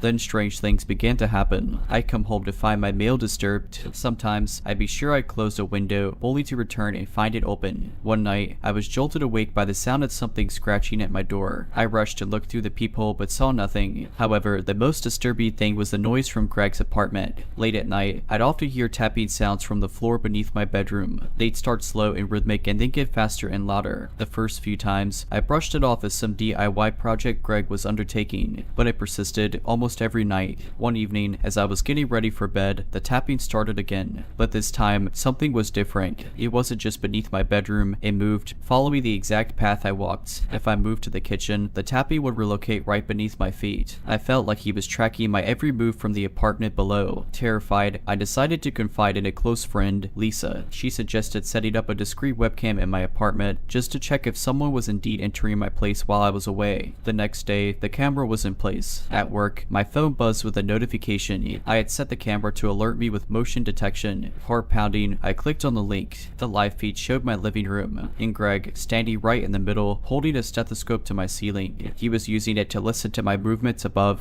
Horrified, I called the police, who arrived at the apartment building shortly. They confronted Greg, and a search of his apartment revealed a set of master keys, including one to my place. It turned out he had a history of stalking behaviors and had served time previously. My landlord was oblivious to his past. The days that followed were a blur of police statements, shifting to a new place, and countless sleepless nights. Every little noise would make me jump. I would double and triple check my locks before going to bed, only to wake up multiple times to check them again. Sleep became elusive, and my life revolved around a constant state of anxiety. My friends and family were incredibly supportive during this time. Lisa, in particular, was my rock. She helped me find a therapist who specialized in trauma. During my therapy sessions, I learned about the psychological effects of stalking and how common it was for victims to feel a loss of control over their own lives. One day, Lisa suggested joining a support group for victims of stalking and trauma. It might help to share your story and hear from others who've been through similar experiences, she reasoned. The idea wasn't appealing at first, but eventually I thought it might be beneficial. The support group was a mix of men and women of various ages, all of whom had their own harrowing stories. There was Sarah, who had been stalked by an ex-boyfriend for years before he was finally arrested. Then there was Mike, who had been cyberstalked by a former coworker. The stories varied, but the emotions were the same: fear, anger, and a sense of violation. Sharing my story with the group was cathartic. They understood the anxiety, the feeling of constantly looking over my shoulder. The group provided tips on ensuring personal safety, regaining a sense of control, and rebuilding one's life after trauma. As the months went by, my confidence began to grow. I moved into a new apartment, this time ensuring I did thorough background checks on all the residents. I took self-defense classes and learned about online privacy to safeguard myself from potential cyber threats. One evening, as I was leaving a session from the support group, a woman approached me. "Hi, I'm Emily," she said, her voice shaking slightly. "I heard your story today. It's my first time here. I wanted to say thank you. Hearing you speak gave me the strength to share my own experience next time." Her words struck a chord in me. I realized that by facing my fears and sharing my story, I was not only helping myself but also giving strength to others. It was a turning point, a realization that every dark cloud has a silver lining. Over the next few years, with the help of therapy and the support group, I found my footing again. I became an advocate for victims of stalking, raising awareness about the psychological impact of such experiences and the importance of taking stalking incidents seriously. Life moved on, and though the memories of Greg in that terrifying time never fully faded, they no longer held power over me. Instead, they served as a reminder of my strength and resilience. And while I hope to never meet Greg or anyone like him again, I was now better prepared to face any challenges that came my way. The city park, with its vast landscapes and bustling crowds, had always been a safe haven for me. After long hours at the office, I would make my way there to sit on a particular bench and read a book, letting the natural surroundings wash away the stresses of the day. One Friday evening, I was engrossed in a thriller novel. The sun had set, casting a dim hue around the park, the shadows growing longer. Most regulars had left, replaced by couples taking evening strolls or joggers on their last lap. I was so deep into my book that I didn't notice the man who had sat down on the other end of the bench. He looked to be in his late 40s, wearing a tattered coat and a dirty hat pulled low, concealing most of his face. He reeked of alcohol and stale cigarettes. For the most part, he just sat there, mumbling to himself and occasionally chuckling. Feeling uneasy, I marked my page, intending to leave. But as I started to get up, he turned to me. "Nice night, isn't it?" he rasped, trying to be polite. I nodded, murmured an agreement, and began walking away. I had barely taken 10 steps when he called out, "You shouldn't be alone here, miss." Not safe. The tone, more than the words, sent a chill down my spine. Picking up my pace, I tried to convince myself that he was just a harmless drunk.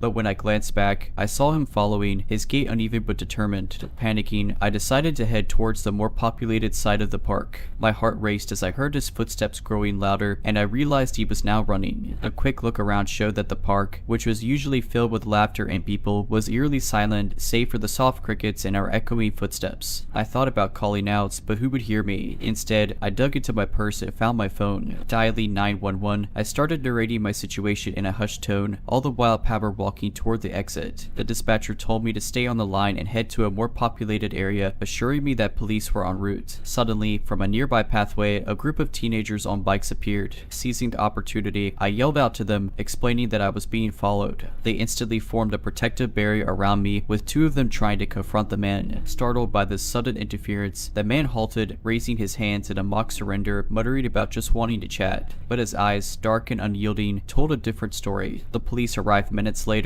and I was beyond relieved. They detained the man, who turned out to be a no petty criminal with a record of harassment and assaults. The teenagers stayed with me, providing statements to the police and ensuring I was okay. I thanked them profusely, realizing that their timely intervention might have saved me from a far more terrifying ordeal. Weeks turned into months, and while the initial shock and fear began to fade, I became more active in community initiatives. My near miss had awakened a newfound determination to ensure that such situations were minimized for others. I began attending neighborhood meetings, pushing for increased security measures in the park. A few others, having heard my story, joined the cause. Together, we lobbied for better lighting, more frequent patrolling by security personnel, and the installation of emergency call stations at various points within the park. Around this time, I met Sarah, a woman in her late 20s who had experienced a similar incident a year before mine. She had been jogging in the park early one morning when she was approached and harassed by an unknown man. Her experience, combined with mine, became a driving force in our campaign for a safer community. With Sarah by my side, we started organizing self-defense classes for women in our community center. These classes not only provided physical training but also offered a platform for many women to share their stories, fostering a supportive environment. As our initiatives gained traction, the local news caught wind of our efforts. Sarah and I were invited to speak about the importance of community vigilance and personal safety. This public platform provided an avenue to reach a larger audience, emphasizing the importance of being proactive rather than reactive in matters of personal security. One evening, after wrapping up a self-defense class, a young woman named Claire approached us. Tearfully, she explained that she had been assaulted 2 years ago and had since lived in constant fear, rarely leaving her house. Our classes and community initiatives had inspired her to reclaim her life. She wanted to help others and expressed a desire to become a self-defense instructor. Seeing the positive ripple effect of our efforts was heartwarming. Claire's journey from a traumatized victim to an empowered individual ready to help others was a testament to the power of community support. While the park bench encounter had been one of the darkest moments of my life, the subsequent journey had illuminated the strength, resilience, and unity of our community. They reaffirmed the belief that, in the face of adversity, collective effort can bring about meaningful change. However, the park always remained a poignant reminder of that fateful evening. Even with the security improvements, I rarely ventured there alone. But one day, almost a year after the incident, Sarah and I decided to revisit our favorite park bench. The sun was setting, casting a golden hue over the park, eerily reminiscent of that evening. As we sat there, lost in our thoughts, a patrol officer passed by, nodding with a reassuring smile. The newly installed lights began to illuminate the pathways, and the distant sound of an emergency call station being tested filled the air. We had come full circle, transforming our fears into a force for positive change. As we left the park, arm in arm, I felt a deep sense of gratitude, not just for my escape on that terrifying night,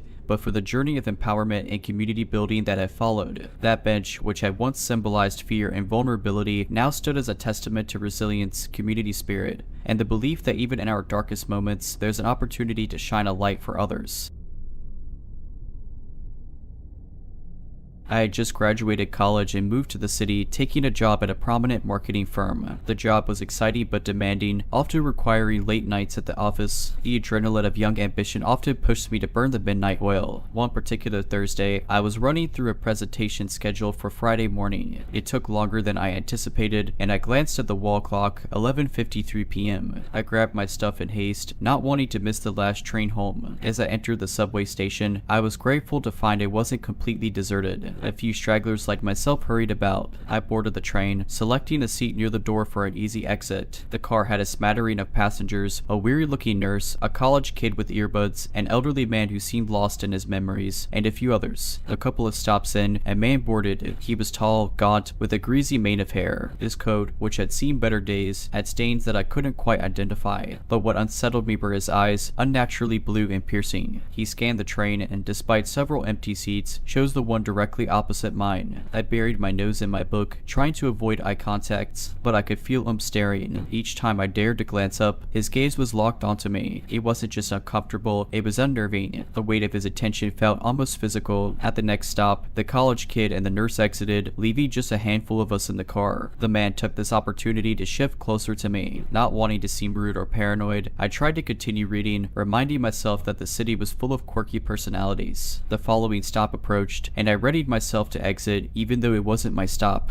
But as the doors slid open, the man suddenly sprang to his feet, blocking my path. "Beautiful night, isn't it?" he asked, his voice raspy, almost mocking. Unsure how to respond, I mumbled a vague agreement, trying to sidestep him. He shifted, still obstructing my way, his gaze never leaving mine. The elderly man, who was sitting a few seats away, called out, "Is everything okay over there?" The man's gaze snapped to him, his lips curling into a disdainful sneer. Taking advantage of his distraction, I bolted from the train, nearly tripping in my haste. Emerging into the night, I took a moment to steady my racing heart, but as I made my way to the exit, I heard rapid footsteps behind me. Dare I look back, the echo of those footsteps was growing louder and closer. Panicking, I decided on a risky move. Instead of exiting the station, I circled back and headed towards the opposite platform. I heard a train approaching and, praying it would stop, I sprinted. The footsteps behind me didn't falter. The train pulled in just in time, and I jumped on board, not caring about the destination. As the doors closed, I looked out, half expecting to see the man's haunting blue eyes, but he was nowhere in sight. Relief washed over me, replaced immediately by embarrassment. Had I overreacted? The next day at work, a colleague noticed my exhausted appearance and asked if everything was alright. Hesitantly, I recounted my harrowing experience. She listened, her face pale, and then pulled up a news article on her computer. The article was about a man who had been released from prison a month ago, having served time for several violent crimes. The police believed he was connected to a few recent disappearances in the city, but they had no solid evidence yet. The article was accompanied by a mugshot. The following weeks were a blur. Work was busier than ever, but I found solace in my new routine, waking up early, walking to work, and returning home well before sunset. My colleagues noticed my change in habits, but most respected my desire to keep my reasons private. However, the few that knew about my subway encounter constantly checked up on me. Olivia, a close friend from work, suggested I attend a self-defense class she'd been raving about. Though initially hesitant, I eventually agreed, realizing that it might help rebuild the confidence I'd lost that night. The first session was surprisingly therapeutic. Our instructor, a burly woman named Rosa, preached the importance of intuition, echoing the same sentiment that had saved me. Always trust your instincts. With each class, I felt a renewed sense of empowerment and security. One evening, as I was practicing a particularly tricky move with Olivia, Rosa approached us. "You're doing well," she commented, appraising our technique. She then turned to me, her expression turning serious. "Olivia mentioned your subway incident. If you ever want to talk, I'm here. I've worked with many women who have had close encounters, and talking about it often helps." The genuine concern in Rosa's eyes was comforting. We spent the next hour discussing not just my ordeal, but also her experiences teaching self-defense. She spoke of countless women who, like me, had faced danger and, as a result, had chosen to equip themselves with the tools needed to protect themselves. One story that stood out was of a woman named Clara who'd been followed home one night by a stalker. Instead of panicking, she'd used the techniques learned in Rosa's class to fend him off and even managed to detain him until the police arrived. These stories are more common than you think, Rosa said, but what's crucial is how you move forward. It's not about living in fear, but in empowerment. Feeling inspired, Olivia and I decided to initiate a workshop at our office, partnering with Rosa. The aim was to equip both men and women with basic self-defense skills and promote situational awareness. The response was overwhelming. What started as a small initiative became a monthly event, with participants even bringing their families. A few months later, as Olivia and I were setting up for another workshop, a news alert popped up on my phone. The man with the piercing blue eyes had been apprehended. He'd been caught in the act of attempting to abduct a young woman near another subway station. The woman had fought back fiercely, drawing attention to her situation and leading to his capture. While the news brought a sense of closure, it also reinforced the importance of the work we were doing. My harrowing encounter had led to a newfound purpose, educating and empowering others to trust their instincts and protect themselves. Life in the city resumed its bustling rhythm, but for me, it was different. The shadows of that chilly night remained, but they were now accompanied by the glow of resilience, empowerment, and a community that looked out for each other. The city's tales of dark alleys and lurking dangers were now countered with stories of strength, unity, and people ready to stand up against the shadows.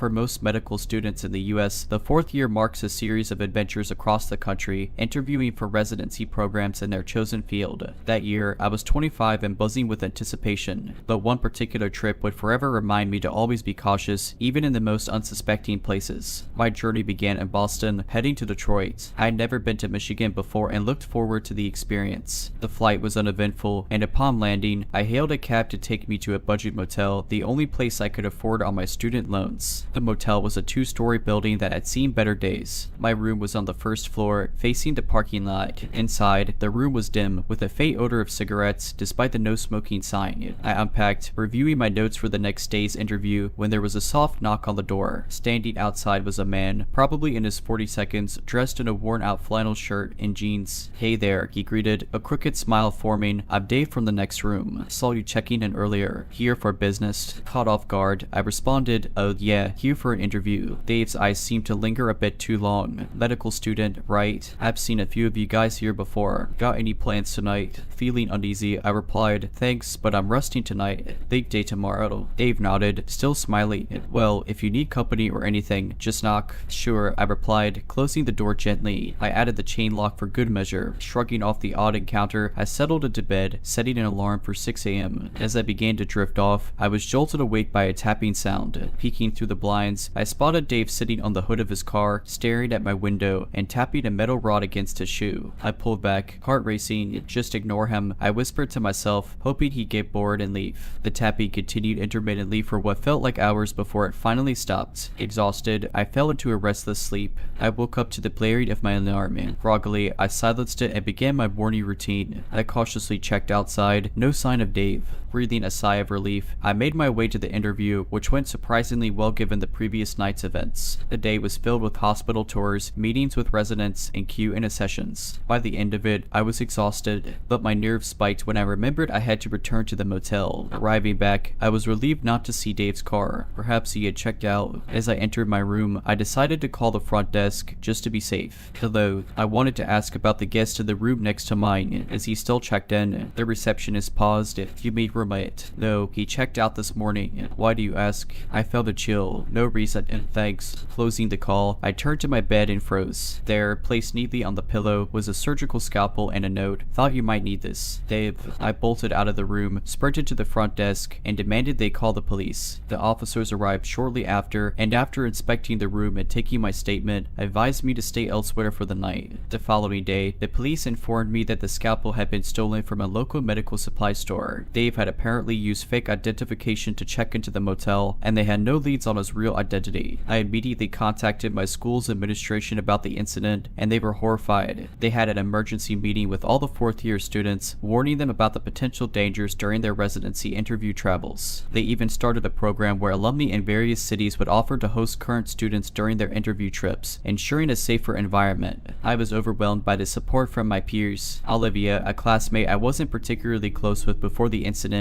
became a crucial part of my support system. She had family in Detroit and felt guilty that she hadn't offered me a place to stay. We bonded over this traumatic experience, and she became a rock in my life. It took some time, but I slowly began to move past the incident. The police continued their investigation, but with no strong leads on Dave, it eventually became a cold case. However, the motel did amp up its security measures, installing cameras all around the property. My residency interviews wrapped up, and soon it was match day, the day all medical students find out where they will spend their residency years. The apprehension I felt opening that envelope was different from the one in Detroit, but intense nonetheless. When I saw that I matched into my top choice in Boston, I was ecstatic. Olivia matched into a program in Chicago. We promised each other that no matter where life took us, we'd always have each other's backs. Years passed, and the horrifying memory of that Detroit trip began to fade. I was flourishing in my residency program, working long hours but deeply fulfilled by the work. Olivia and I kept our promise, always checking in on each other despite the distance. One day, during my third year of residency, I received a package at the hospital. Thinking it was medical equipment, I didn't rush to open it, but when I did, my heart stopped. Inside was a familiar-looking metal rod, the same one that Dave had tapped against his shoe that fateful night. The memories flooded back instantly, and I felt a deep, gnawing dread in the pit of my stomach. Attached to the rod was a note, "Still thinking of you." Terrified, I immediately contacted the hospital security and the local police. They took the package into evidence, hoping to find any fingerprints or DNA that could lead them to Dave. Olivia was the first person I called. She was as horrified as I was and immediately booked a flight to Boston to be with me. Weeks turned into months, and the police still had no new leads. I was on edge, constantly looking over my shoulder. Olivia suggested I see a therapist to cope with the anxiety, and it was one of the best decisions I made. Through therapy, I learned techniques to deal with my trauma, reminding myself that I was not a helpless student anymore but a strong, competent doctor. One evening, after a particularly grueling shift, I was surprised to find a bouquet of flowers waiting for me in my apartment. Confused, I looked for a card. The message read, "Congratulations on making it this far. Always here for you, Dave." This was the last straw. I couldn't live in fear anymore. I decided to hire a private investigator, hoping they could uncover something the police missed. The investigator dove deep into the case, combing through security footage, motel records, and even tracking down previous guests who had stayed near room A. Weeks later, he called me with surprising news. He had traced back a pattern of incidents similar to mine, targeting female medical students. Each incident was in a different city at a different motel, but the descriptions of the man were eerily similar. The investigator believed that this man, Dave, was moving from city to city, specifically targeting medical students. It seemed that he had an obsession or grudge against female medical professionals. With this new information, the police reopened the investigation. A nationwide alert was sent out to all medical schools, warning students and urging anyone with information to come forward. The power of the medical community was evident. Tips and stories began pouring in from all corners of the country. And then, a break in the case, a motel manager in Nashville recognized the description of Dave and provided security footage of him checking in. The manhunt was on.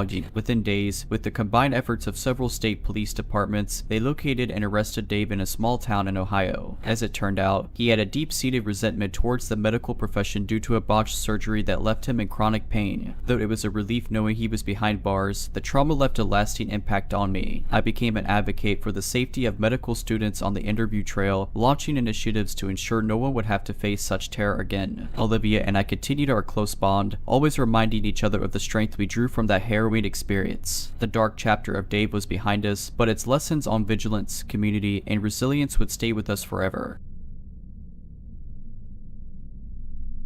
It was the summer of 2012 when I started my internship in New York City. Excited and slightly overwhelmed by the bustling streets, I tried to acclimate to the fast-paced environment as quickly as possible. I rented a basement apartment in Queens, and my daily routine involved taking the subway to Manhattan where the company's office was located. One evening, after a particularly grueling day, I was waiting for the subway at Grand Central. The platform was crowded, and I was immersed in a book when I felt someone watching me. I glanced up to see a man staring at me intently from across the platform. He was in his late 40s, balding, with a tan trench coat and worn-out shoes. I brushed off the uneasy feeling, thinking it was probably a coincidence. The train arrived, and I boarded, taking a seat near the window. As the subway doors closed, I caught a glimpse of the same man boarding the same car. Again, I brushed it off. After all, it's New York, there are millions of people and countless coincidences. The journey from Grand Central to Queens was about 40 minutes. As I approached my stop, I gathered my things and stood up, noticing the man doing the same. A little voice inside my head told me to be alert, so instead of heading straight to my apartment, I decided to stop by a local grocery store. The man followed. I browsed the aisles, picked up a few items, and kept an eye on the man who pretended to shop but watched me through the gaps between the shelves. Growing increasingly nervous, I approached a store employee and explained my situation. She immediately called for the manager, who then confronted the man. They had a brief discussion, after which the man quickly left the store. The manager offered to have an employee walk me home, which I gratefully accepted. I thought that would be the end of it, but the next day, as I was leaving work, I saw him again. He was standing on the opposite side of the street, watching. Panicking, I rushed to the nearest police station and reported the incidents. They took my statement and assured me they would look into it. An officer also gave me some advice on staying safe, such as varying my routine and being aware of my surroundings. Over the next couple of weeks, I spotted the man multiple times outside my office, near my apartment, and even once at a coffee shop I frequented. I reported each sighting to the police, and they began actively investigating. One evening, a detective called me to inform that they had identified the man. He had a history of stalking behavior and had been arrested previously. With the evidence I provided, the police arrested him again. A restraining order was issued, and I was finally able to breathe a sigh of relief. I never saw him again, but the experience forever changed how I viewed my personal safety in big cities. Several months passed, and life resumed its normal pace. The haunting memories of the persistent stranger began to fade, replaced with new friendships, work successes, routines and the daily ebb and flow of city life, but the lesson of that summer never left me: the importance of vigilance in urban environments. On weekends, I began attending self-defense classes. The studio, nestled between a vintage bookstore and a quirky cafe, quickly became a haven for me. The instructor, a robust woman named Alina, had a fierce demeanor, but she also possessed a nurturing spirit that made her instantly likable. It was at one of these classes that I met Maya, a journalist who had faced her own share of unsolicited attention during field assignments. We bonded over shared experiences and our commitment to personal safety. Maya introduced me to an app she had found that allowed users to share their live location with trusted contacts. Whenever one of us felt unsafe or wanted someone to know our whereabouts, we activated it. It was a small but reassuring step. One Saturday, after an intensive sparring session, Maya and I decided to grab coffee at the cafe next door. As we sipped on our lattes and chatted, a local news story played on the TV. The reporter was discussing the recent spike in reports from women who felt they were being followed. Maya, with her journalist's instincts, decided to delve deeper. Over the next few weeks, she interviewed dozens of women, gathering stories that vary from harmless coincidences to sinister encounters. I helped where I could, leveraging my recent experience and the connections I'd made with the police. Our research culminated in a powerful article that Maya titled "The Shadows of the City When Being Watched Becomes Dangerous." The piece went viral, sparking citywide conversations about women's safety and prompting local authorities to ramp up security measures in certain hotspots. A community group emerged from these discussions, dedicated to ensuring safety in the neighborhood. Evening patrols were organized, with volunteers making their presence known in vulnerable areas during peak times. Local businesses, including the cafe and the bookstore beside my self-defense studio, began offering their premises as safe spaces for anyone feeling threatened. Alina, ever the community stalwart, started offering free self-defense workshops for women. The studio was perpetually packed, with women of all ages eager to empower themselves. The efforts of our tight-knit community were palpable. Over time, there was a marked decrease in the number of incidents reported. Women felt safer, more protected, and most importantly, heard. The incident with the stranger, though terrifying at the time, set off a chain of events that brought our community closer. We had transformed our collective fear into a proactive stance against potential threats. Years later, as I packed up my basement apartment in Queens and prepared to move to a new city, I reflected on my time in New York. The city had taught me resilience, the importance of community, and to always trust my instincts. Wherever life took me next, I was ready, armed not just with self-defense moves, but with the knowledge that when communities come together, they have the power to effect real, lasting change.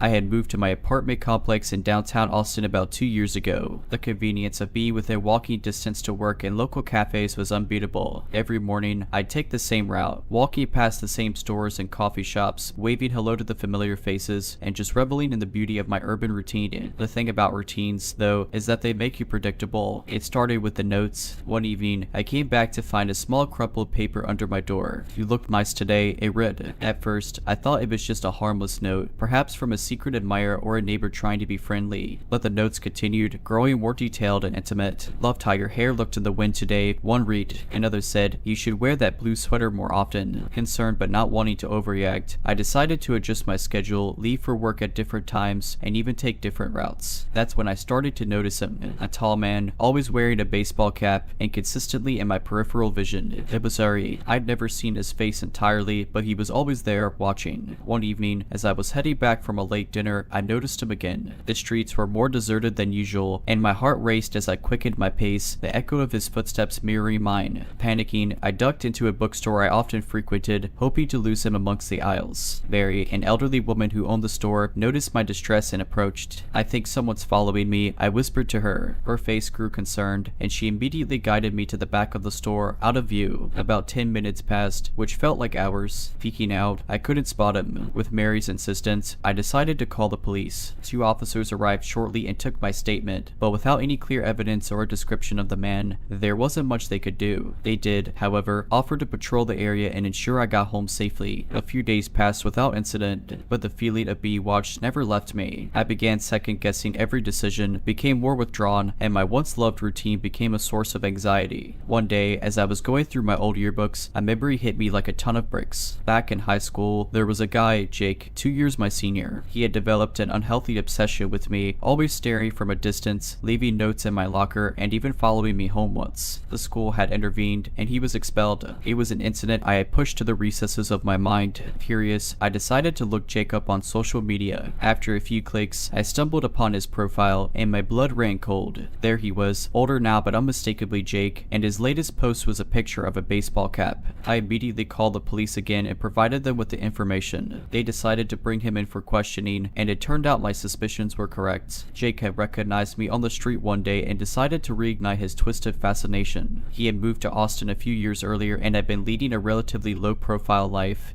but spotting me had triggered his old habits. With the evidence in hand, the police were able to issue a restraining order against Jake. The next few months were tough. The realization that I had been stalked by someone from my past, someone with whom I had shared hallways and classrooms, was chilling. However, the incident made me appreciate the importance of community. My neighbors, the local store owners, even strangers, rallied around me, ensuring that I felt safe and supported. The bookstore became a regular haunt, with Mary always ready with a comforting word and a cup of tea. The experience was a brutal reminder of the unpredictability of life, but also showcased the kindness of people. In the months that followed, Austin started to feel like home again. The unease faded gradually, replaced by newfound confidence and strength. Friends and neighbors were always checking in, ensuring that I was okay, and the incident had spawned a stronger sense of unity within the community. As the group's workshops gained traction, more and more residents attended, sharing their stories and experiences. I realized that while my encounter with Jake was unique in its nature, many others had faced similar situations. Some had been stalked, others had faced break-ins, while some just felt unsafe walking alone at night. The community came together, shared personal experiences, and started looking out for one another. One evening, as I was winding up a workshop, a young woman, Lily, approached me. Her eyes were filled with a mix of fear and determination. "I think I'm being followed," she confided. I remembered the fear I had felt, and I knew precisely how she was feeling. We immediately informed the police and collaborated with them to identify the stalker. With the help of the community and the local patrol officers, we were able to catch the man in question. It turned out he was a repeat offender who had just been released from prison and had taken to his old habits. Lily was grateful, and I was reminded once more of the importance of community vigilance. Lily and I formed a close bond after that incident. We became each other's pillar of strength. She joined our community safety group, and together we initiated several projects, including safety walks for women, self-defense classes, and a helpline for those who felt threatened. Over the next year, crime rates in our neighborhood decreased significantly. Local businesses pitched in, sponsoring events, and offering rewards for community members who actively contributed to making Austin safer. As for me, life returned to a semblance of normalcy. My daily routine was almost the same, but with one difference: I now walked with an extra spring in my step, knowing that I was not alone, that I was part of a community that cared, watched out for each other, and wouldn't let darkness overshadow the light. Jake's memory became just that, a memory, a grim reminder of a chapter in my life that had been challenging, but also transformative. Every now and then, I'd visit Mary's bookstore. We'd sip on tea and chat about everything under the sun. Mary often remarked how the incident had changed me. "You were always strong," she'd say, "but now you shine." And she was right. The ordeal with Jake had taken me on a journey from fear to empowerment, from being watched to watching out for others. It had taught me the importance of community, resilience, and the indomitable human spirit. The experience had carved out a part of me, but in its place, it had filled me with purpose, compassion, and an unwavering determination to ensure that no one else felt as alone and scared as I once did. The community had rallied together, not just for me, but for everyone. Austin became more than just a city. It became a symbol of unity, strength, and the profound impact that collective effort can have in erasing shadows and lighting up lives. The town of Ravensbrück is one of those places you can't find on a modern map. When I stumbled across it on my road trip, it was purely by accident. I was headed towards the national parks in the west, and perhaps out of fatigue or pure curiosity, I found myself driving down a narrow, windy road that had seen better days. The journey to Ravensbrück was marked by eerie expanses of dense woods and the encroaching feeling of isolation. However, as I approached the town, it felt as if I'd stepped back in time. Classic 1950s style houses, an old gas station, and even a diner that boasted best burgers since 1958 all greeted me upon arrival. But there was something unusual about this quaint picture. There was no one around. No children playing, no cars driving by, not even the hum of an old-timey radio. Intrigued, I parked my car outside the diner. The bell above the door jingled as I entered. The inside felt cozy, decorated with vintage posters and red vinyl chairs. Again, eerily, it was devoid of people except for a lone woman behind the counter. She was in her 50 seconds, with silver hair tied into a bun, and a stern, almost cold demeanor. She eyed me suspiciously. Lost it, she asked. Just passing through, I responded, trying to sound casual. Thought I'd grab a coffee. She nodded slowly, pouring me a cup without breaking her gaze. I tried to make small talk, asking about the town's history and why it was so quiet. She said Ravensbrück had seen better days, but people moved on, leaving only memories behind. As I sipped my coffee, I noticed old black and white photographs on the walls. Most depicted happy families and lively town events, but one particular photo caught my eye. It showed a group of children, all around 10 or 12, standing in front of a forest. They were all looking at something or someone off frame, expressions of terror etched into their young faces. Feeling a chill run down my spine, I asked the woman about it. She hesitated, then whispered, "That's the last photo taken of them before they disappeared. It was the day Ravensbrück changed forever." Curious, I pressed for more details. The woman seemed reluctant, but finally relented. She began telling the tale of a man named Nathan, who had once lived on the outskirts of town. Nathan was a recluse, known to wander the woods, and was often the topic of local gossip and children's ghost stories. One summer day, the children in the photograph had decided to venture into the woods, chasing after legends of hidden treasures. But as evening fell, they didn't return. Search parties were formed, and the townspeople combed every inch of the forest. Nathan was found at a clearing, surrounded by symbols drawn in the dirt and muttering incoherently. The children, however, were never found. The town turned on Nathan, blaming him for the children's disappearance. Without a trial, he was locked in an old barn and left to meet a grim fate. Since that day, the once vibrant town of Ravensbrück began its slow descent into quiet despair. The town's been cursed ever since, the woman murmured. Every few years, someone disappears. And every time, the same symbols found around Nathan appear somewhere in town. I felt a cold dread as she continued, "You do well to leave before nightfall." I quickly paid for my coffee, thanking her for the story. As I left, she called out, "Stay on the main road and don't venture into the woods." Driving away from Ravensbrück, the sky darkened. Despite the early hour, it felt as if night was rapidly descending. Suddenly, my car sputtered and died, leaving me stranded on that old, windy road. Panicking, I tried the ignition multiple times, but it was useless. In the distance, I heard a soft, childlike giggle. My heart raced as I locked the car doors. The giggles grew louder, turning into multiple voices whispering and laughing. Then, in my headlights, symbols began to appear on the road, drawn as if by invisible hands. Remembering the woman's warning, I decided to abandon the car and run. I didn't know where I was going, but I knew I had to get away. The voices grew louder and more sinister as if they were right behind me. My lungs burned, and my legs felt like lead, but fear propelled me forward. After what felt like hours, I saw lights ahead. Gasping for breath, I stumbled onto the main road, and to my immense relief, a trucker pulled over. He saw my panicked state and let me in without a word. As we drove away, I glanced back at the woods. For a split second, I saw figures of children standing at the edge, with Nathan looming behind them. The trucker dropped me off at the next town. I thanked him profusely, still in shock. He just nodded, mentioning that he had heard stories of Ravensbrück but never believed them. It took days to recover my car, and when I did, those eerie symbols were etched onto every window. I sold the car immediately and took a flight back home, leaving the West behind. My friends and family could tell that something had deeply affected me, though I never shared the full story, believing they might dismiss it as a hallucination or stress-induced fantasy. One evening, after a particularly rough day at work, I decided to distract myself with some online research about Ravensbrück. The web yielded very little.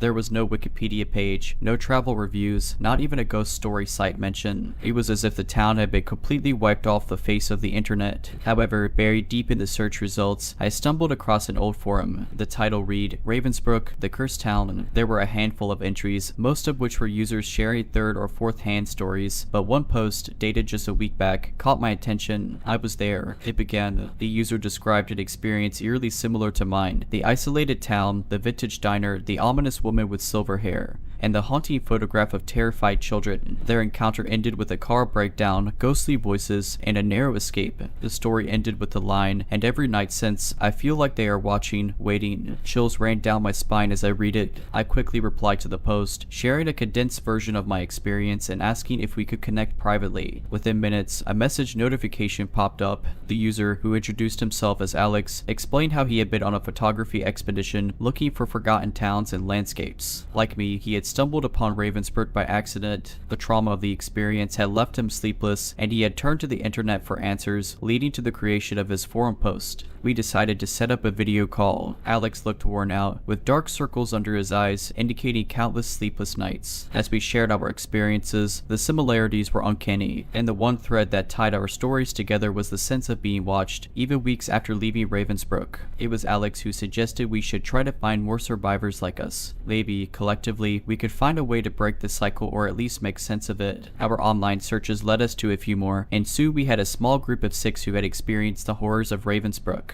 The more we shared, the more we began to notice patterns. Each person had an object with the eerie symbols from Ravensbrück. For Alex, it was his camera. For me, it was a small metal keychain I had absent-mindedly picked up at the gas station in town. These objects seemed to be the link that kept us connected to the haunting memories and eerie occurrences that followed our visits. One of our group members, a woman named Clara, proposed a plan. She had connections with a well-known psychic known for cleansing haunted objects and locations. We all agreed to meet, bringing our cursed items, hoping this might be the key to ending the nightmares. The day of the ritual was tense. The psychic, an older woman named Esme, examined each object.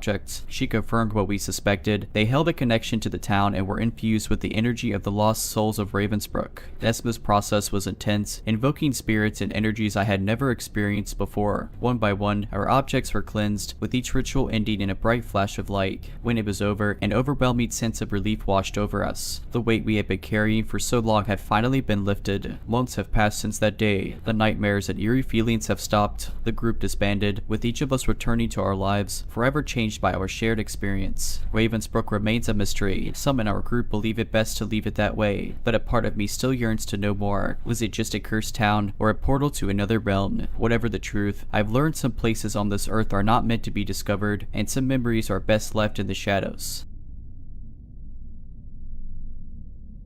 I grew up in a small coastal town in Maine, which was every bit the charming and picturesque place you might imagine. Cobblestone streets, white picket fences, and a tight-knit community where everyone knew everyone. While it was the perfect setting for tourists, the influx of outsiders during the summer months often posed its own set of problems. This is the story of one summer I'll never forget. It started in June. The sun had begun to hang a little longer in the sky, and the waves lapped more invitingly at the shore. Tourists started pouring in, their camper vans and suitcases a common sight. My family ran a small bed and breakfast, which had been passed down for generations. The house was old, with creaky wooden floors, antique furnishings, and a history that was interwoven with the fabric of the town. One evening, as I was cleaning up the dining area after serving breakfast, I noticed a man standing outside our property. He wasn't admiring the house or looking for the entrance. He was just standing. He appeared to be in his mid-40s, slightly unkempt, with dark shades, and was observing the house as if committing every detail to memory. Feeling uneasy, I called my dad. By the time my dad got to the window, the man had moved on, his figure disappearing around a corner. Brushing it off as just another tourist, we continued our day. The following evening, after dinner, I decided to take a walk. Our town was always safe, and the idea of walking alone at night never seemed threatening. But as I made my way through the winding streets, I felt an uneasy sensation of being watched. Looking around, I spotted the same man from earlier, standing a few paces behind me. Our eyes met, and he gave a chilling, insincere smile. Panicking, I made a beeline for home. As I reached our front gate, I dared to glance back. He had stopped at the entrance of our B&B, staring intently before slipping away into the shadows. The next morning, my alarm jolted me awake. It was 6 a.m. I had a routine of going for a run on the beach every morning, but given last night's encounter, I hesitated. Shaking off my fear, I told myself I was overreacting. It was broad daylight, and I'd stick close to home. About 15 minutes into my run, my sense of unease grew. There was a figure following me at a distance. It was him. He wasn't running, just briskly walking, keeping pace. Panic set in, and I sprinted home, locking the doors behind me. I told my parents, and my father decided to report it to our local police station. However, without any concrete evidence or threatening behavior, there was little they could do. The next few days were quiet. No sign of the man. I started to think that maybe I had overreacted, or perhaps he had moved on to another town. It wasn't until late one night, while I was reading in my room, that I felt the sense of being watched again. Glancing out of my window, I saw him. He was standing across the street, under the faint glow of a street lamp, staring directly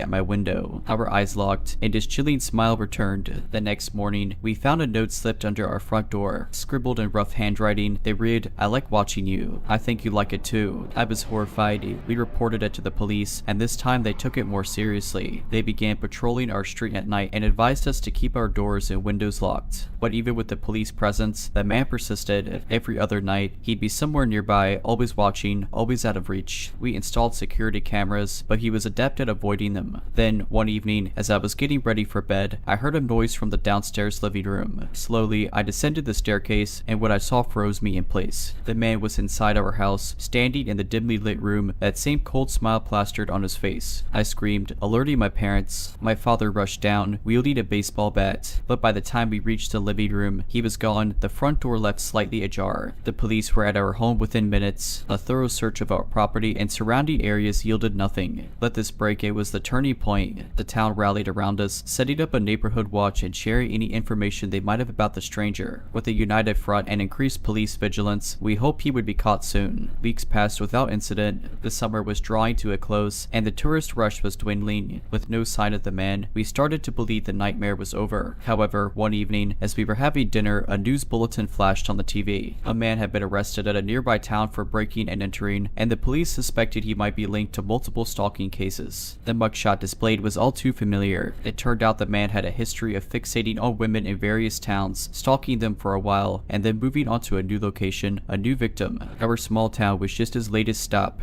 For a while after the man's arrest, life in our quaint coastal town slowly began to regain its charm. Tourist season ended, and the warm hues of summer transitioned into the crisp golden palette of fall. The streets grew quiet, the beaches empty, and life became that gentle lull that we were so used to. However, the memory of that summer cast a long shadow. As much as I tried to push the events to the back of my mind, they lingered. Every creak of the floorboards, every unexpected knock on the door would send my heart racing. Nightmares became a frequent visitor, with visions of that man's haunting smile appearing as I slept. My parents, noticing the change in my demeanor, suggested counseling. I was initially resistant. The idea of foretelling the events, reliving the fear, seemed counterproductive. However, the more I thought about it, the more I realized I needed to confront my fears to move past them. I started seeing Dr. Shaw, a local therapist renowned for her work with trauma victims. The first few sessions were tough. Tears flowed freely as I recounted the events, but Dr. Shaw was patient, guiding me through the process, helping me identify triggers, and teaching me coping mechanisms. In the midst of my therapy sessions, I found an unexpected source of solace: my community. Word had spread about what I was going through, and the outpouring of support was overwhelming. Neighbors would drop by with baked goods, friends organized weekend get-togethers, and I even joined a local support group for people who had experienced trauma. Sharing my story with others and hearing theirs made me realize I wasn't alone in my struggle. One evening, as I was returning from a support group meeting, I received a message from Sophia, an old school friend. She had moved out of town for college and we had lost touch, but she had heard about my ordeal through mutual friends. The message read, "Hey, I heard about what happened last summer. I'm so sorry you had to go through that. It reminded me of something similar that happened here in Boston. Maybe we can catch up. I think talking about it might help both of us." I hesitated, but eventually I agreed. We decided to meet up during the upcoming winter break. Reconnecting with Sophia was like a breath of fresh air. Over coffee, she shared her experience, which had eerie parallels to mine. We bonded over our shared trauma, finding strength in each other's stories. As winter turned to spring and then summer, life continued. With the help of therapy, community support, and friends like Sophia, the wounds began to heal. The nightmares grew less frequent, and the town's charm started to shine brightly once again. Looking back, that harrowing summer taught me a lot about resilience, community, and the human spirit. While I would never wish such an experience on anyone, it shaped me into a stronger, more empathetic individual. It was a testament to the fact that even in the darkest moments, with the right support, one can find their way back to the light.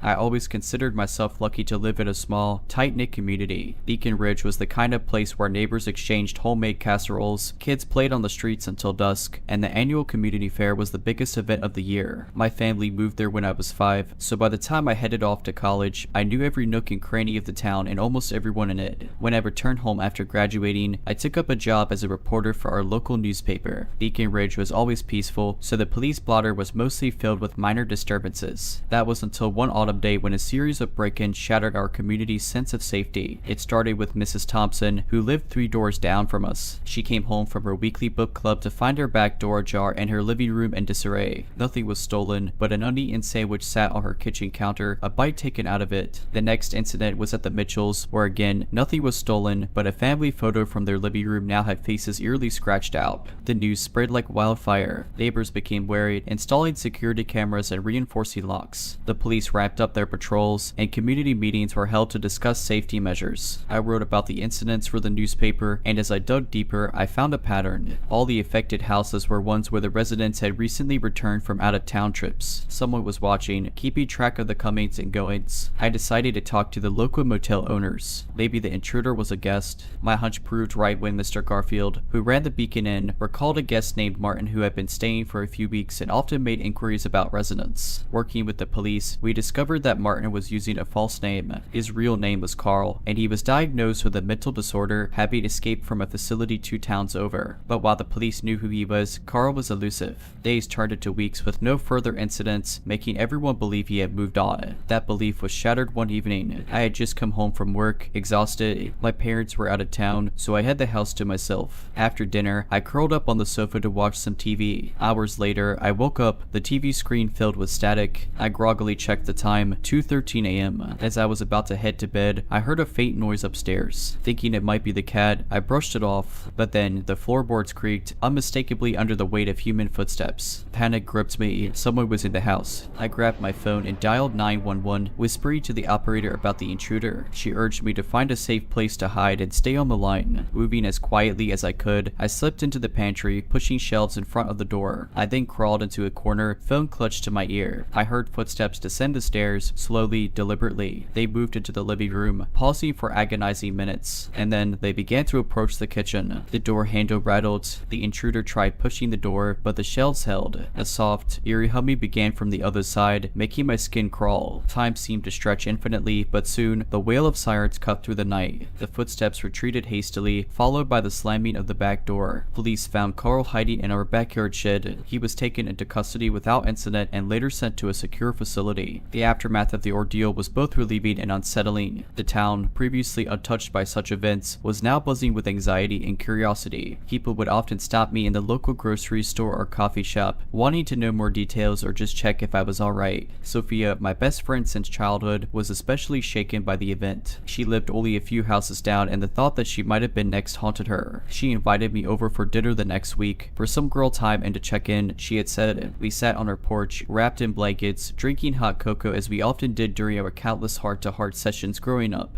The warm liquid was comforting, as were Sophia's familiar stories and laughter. However, as the night grew darker, we couldn't help but revisit the subject of Carl. Did you ever see him around town before? Sophia asked, her fingers nervously playing with the handle of her mug. I thought back, trying to recall if I had ever crossed paths with the man. No, not that I can remember, I replied. But then again, he was good at blending in. Sophia nodded, deep in thought. It's just so strange. I mean, why Beacon Ridge? Why us? We may never know, I responded, thinking of all the research I had done for my articles. Carl's past was enigmatic, and aside from his recent escape, not much was known about him. As the weeks passed, the terror of that night began to fade, replaced by the mundanities of daily life. Sophia and I took self-defense classes together, and there was a noticeable increase in security system installations in Beacon Ridge. Community meetings were more frequent, and neighbors made a concerted effort to check in on each other. In a way, Carl's intrusion had inadvertently strengthened the bond of the community. The annual Beacon Ridge Fair that year had the highest turnout in its history. Residents young and old came together, not only to enjoy the festivities, but to stand united against the fear that had briefly gripped them. Months later, I received a letter at the newspaper office. There was no return address, only a hastily scrawled message. You were lucky. So the chill ran down my spine. I immediately contacted the police, who confirmed that Carl was still securely detained. They suspected it was a prank or an attempt to rattle the community once more. But even with that reassurance, the shadow of that night lingered. I often found myself double-checking my logs or glancing over my shoulder on my evening walks. Beacon Ridge had lost a bit of its innocence, but in its place grew a resilience and unity that made me prouder than ever to call it home. Sophia and I often talked about that turbulent time, reminding ourselves of the importance of community and friendship. The events had shown us that even in the darkest moments, the combined strength of a close-knit community could shine the brightest. However, as years went by, the ordeal became a distant memory, a story to be told to newcomers and younger generations. But for those of us who lived through it, it served as a constant reminder of the fragility of safety and the importance of unity. Beacon Ridge wasn't just a town, it was a family, and families stick together no matter what.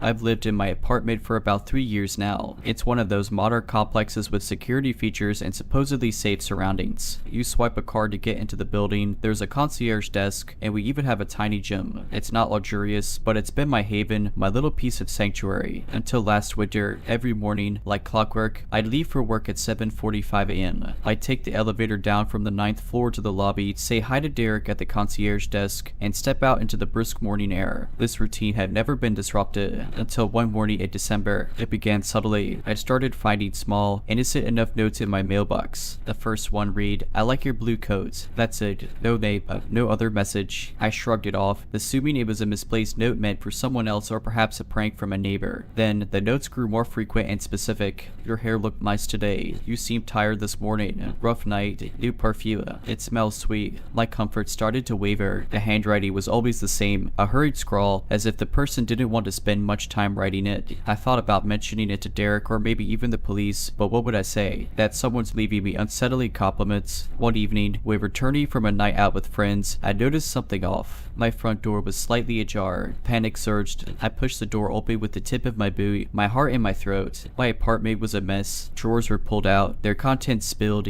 like couch cushions were on the floor, and my refrigerator was left open. But nothing was missing. Not my TV, not my laptop, not even the cash I had on my counter. However, on my dining table, perfectly placed in the center, was another note. "Your bed is soft." The audacity of this person to not only break into my home, but to take a moment to lie on my bed was both infuriating and terrifying. I called the police immediately. They arrived promptly, took a statement, and examined the apartment. Without evidence of who might have done this, they advised me to install cameras and be vigilant. The next day, I bought a security camera and placed it facing my front door. Feeling slightly reassured, I tried to continue with life, but every rustle in the hallway, every unexpected sound made me jumpy. I spoke to Derek about it, and he promised to be more alert. A week later, I came home to find another note, this time on the inside of my door. "Cameras won't help you." I felt my stomach drop. I rushed to my computer, pulled up the footage, and there he was. A tall man, face obscured by a hoodie, slipping into my apartment, and then back out just a few minutes later. I handed the footage to the police, but without a clear face shot, they couldn't do much. They upped the patrols in the area, and I notified my building's management. They sent a memo to all residents to be on the lookout and ensure all security measures were being followed. That night, as I tried to sleep, every sound was amplified. I'd jump at the slightest noise, convinced he was back. Days turned into restless nights. My eyes grew heavy with dark circles, and my coworkers whispered worriedly. One morning, as I sipped coffee, there was a soft knock on my door. It was Derek, looking more serious than I'd ever seen him. "Can we chat?" he asked. We sat down, and he hesitated a moment before speaking. "Look, I didn't want to say anything before because I thought I might be overreacting, but there's a guy. He's not from our building. Every morning, just before you leave, he stands across the street, just watching. He's always in a black hoodie." Chills rained down my spine. "Why didn't you mention this earlier?" I cried. I only connected the dots after hearing about the break-in. "I'm so sorry." Together, we approached the police with this new piece of information. They decided to set up a sting operation. An undercover officer would pose as me, complete with my blue coat, and see if the man would approach. The operation was set for a Thursday. As the decoy left the building, sure enough, the man in the hoodie started to follow. Within minutes, officers apprehended him. It turned out he was a wanted stalker in 3 states, having terrorized multiple women over the years. My simple routine, my uneventful walk out of my building each morning, had somehow caught his eye. Our conversations over coffee usually revolved around life, security measures, and sometimes we'd share a laugh or two about non-related topics. But every once in a while, the topic would revert to that chilling winter episode. One such day, I remarked, "You know, Derek, that whole incident made me realize how invisible we sometimes feel in a city. Here we are, surrounded by people, yet someone can watch you, stalk you, and nobody would even realize." He nodded in agreement, taking a sip from his cup. "It's a double-edged sword, really. The anonymity of a city can be comforting, but sometimes it can also be a cloak for those with darker intentions." There was a brief pause, the weight of our experiences hanging in the air. But then Derek, always the one to find a lighter note, chuckled. "You know, the new complex I'm working at is state-of-the-art security. Biometrics, face recognition, the whole 9 yards. I feel like I'm working in a spy movie." I laughed. "Well, James Bond, let's hope you never have to deal with a Hoodie Guy sequel." He raised his cup in a mock toast. The safer days and technology outsmarting the creeps. Months passed, and life found a new rhythm. I immersed myself in work, picked up new hobbies, and even started attending group therapy for survivors of stalking and similar traumas. It was there I met Ava, a vibrant woman with a heart-wrenching story of her own. We clicked instantly and became pillars of support for each other. One evening, Ava and I sat on my balcony, the golden hues of the sunset painting the sky. She looked at me, her eyes reflecting a mix of pain and hope. You know, these incidents, as terrifying as they are, they change you, but not always for the worse. They make you stronger, more resilient. I nodded, holding back tears. They teach you to value peace, safety, and the genuine people around you. We sat there in silence, finding solace in each other's company, cherishing the newfound security in our lives. The city buzzed beneath us, alive and pulsating, a reminder of both the shadows and the lights that coexisted within it. But as days turned into weeks and weeks into months, the memories began to fade. Not entirely, but enough to let the healing process truly take over. It was a testament to the resilience of the human spirit, the ability to face adversity and come out stronger on the other side. While I could never forget those dark winter days, the spring that followed was a symbol of renewal and hope.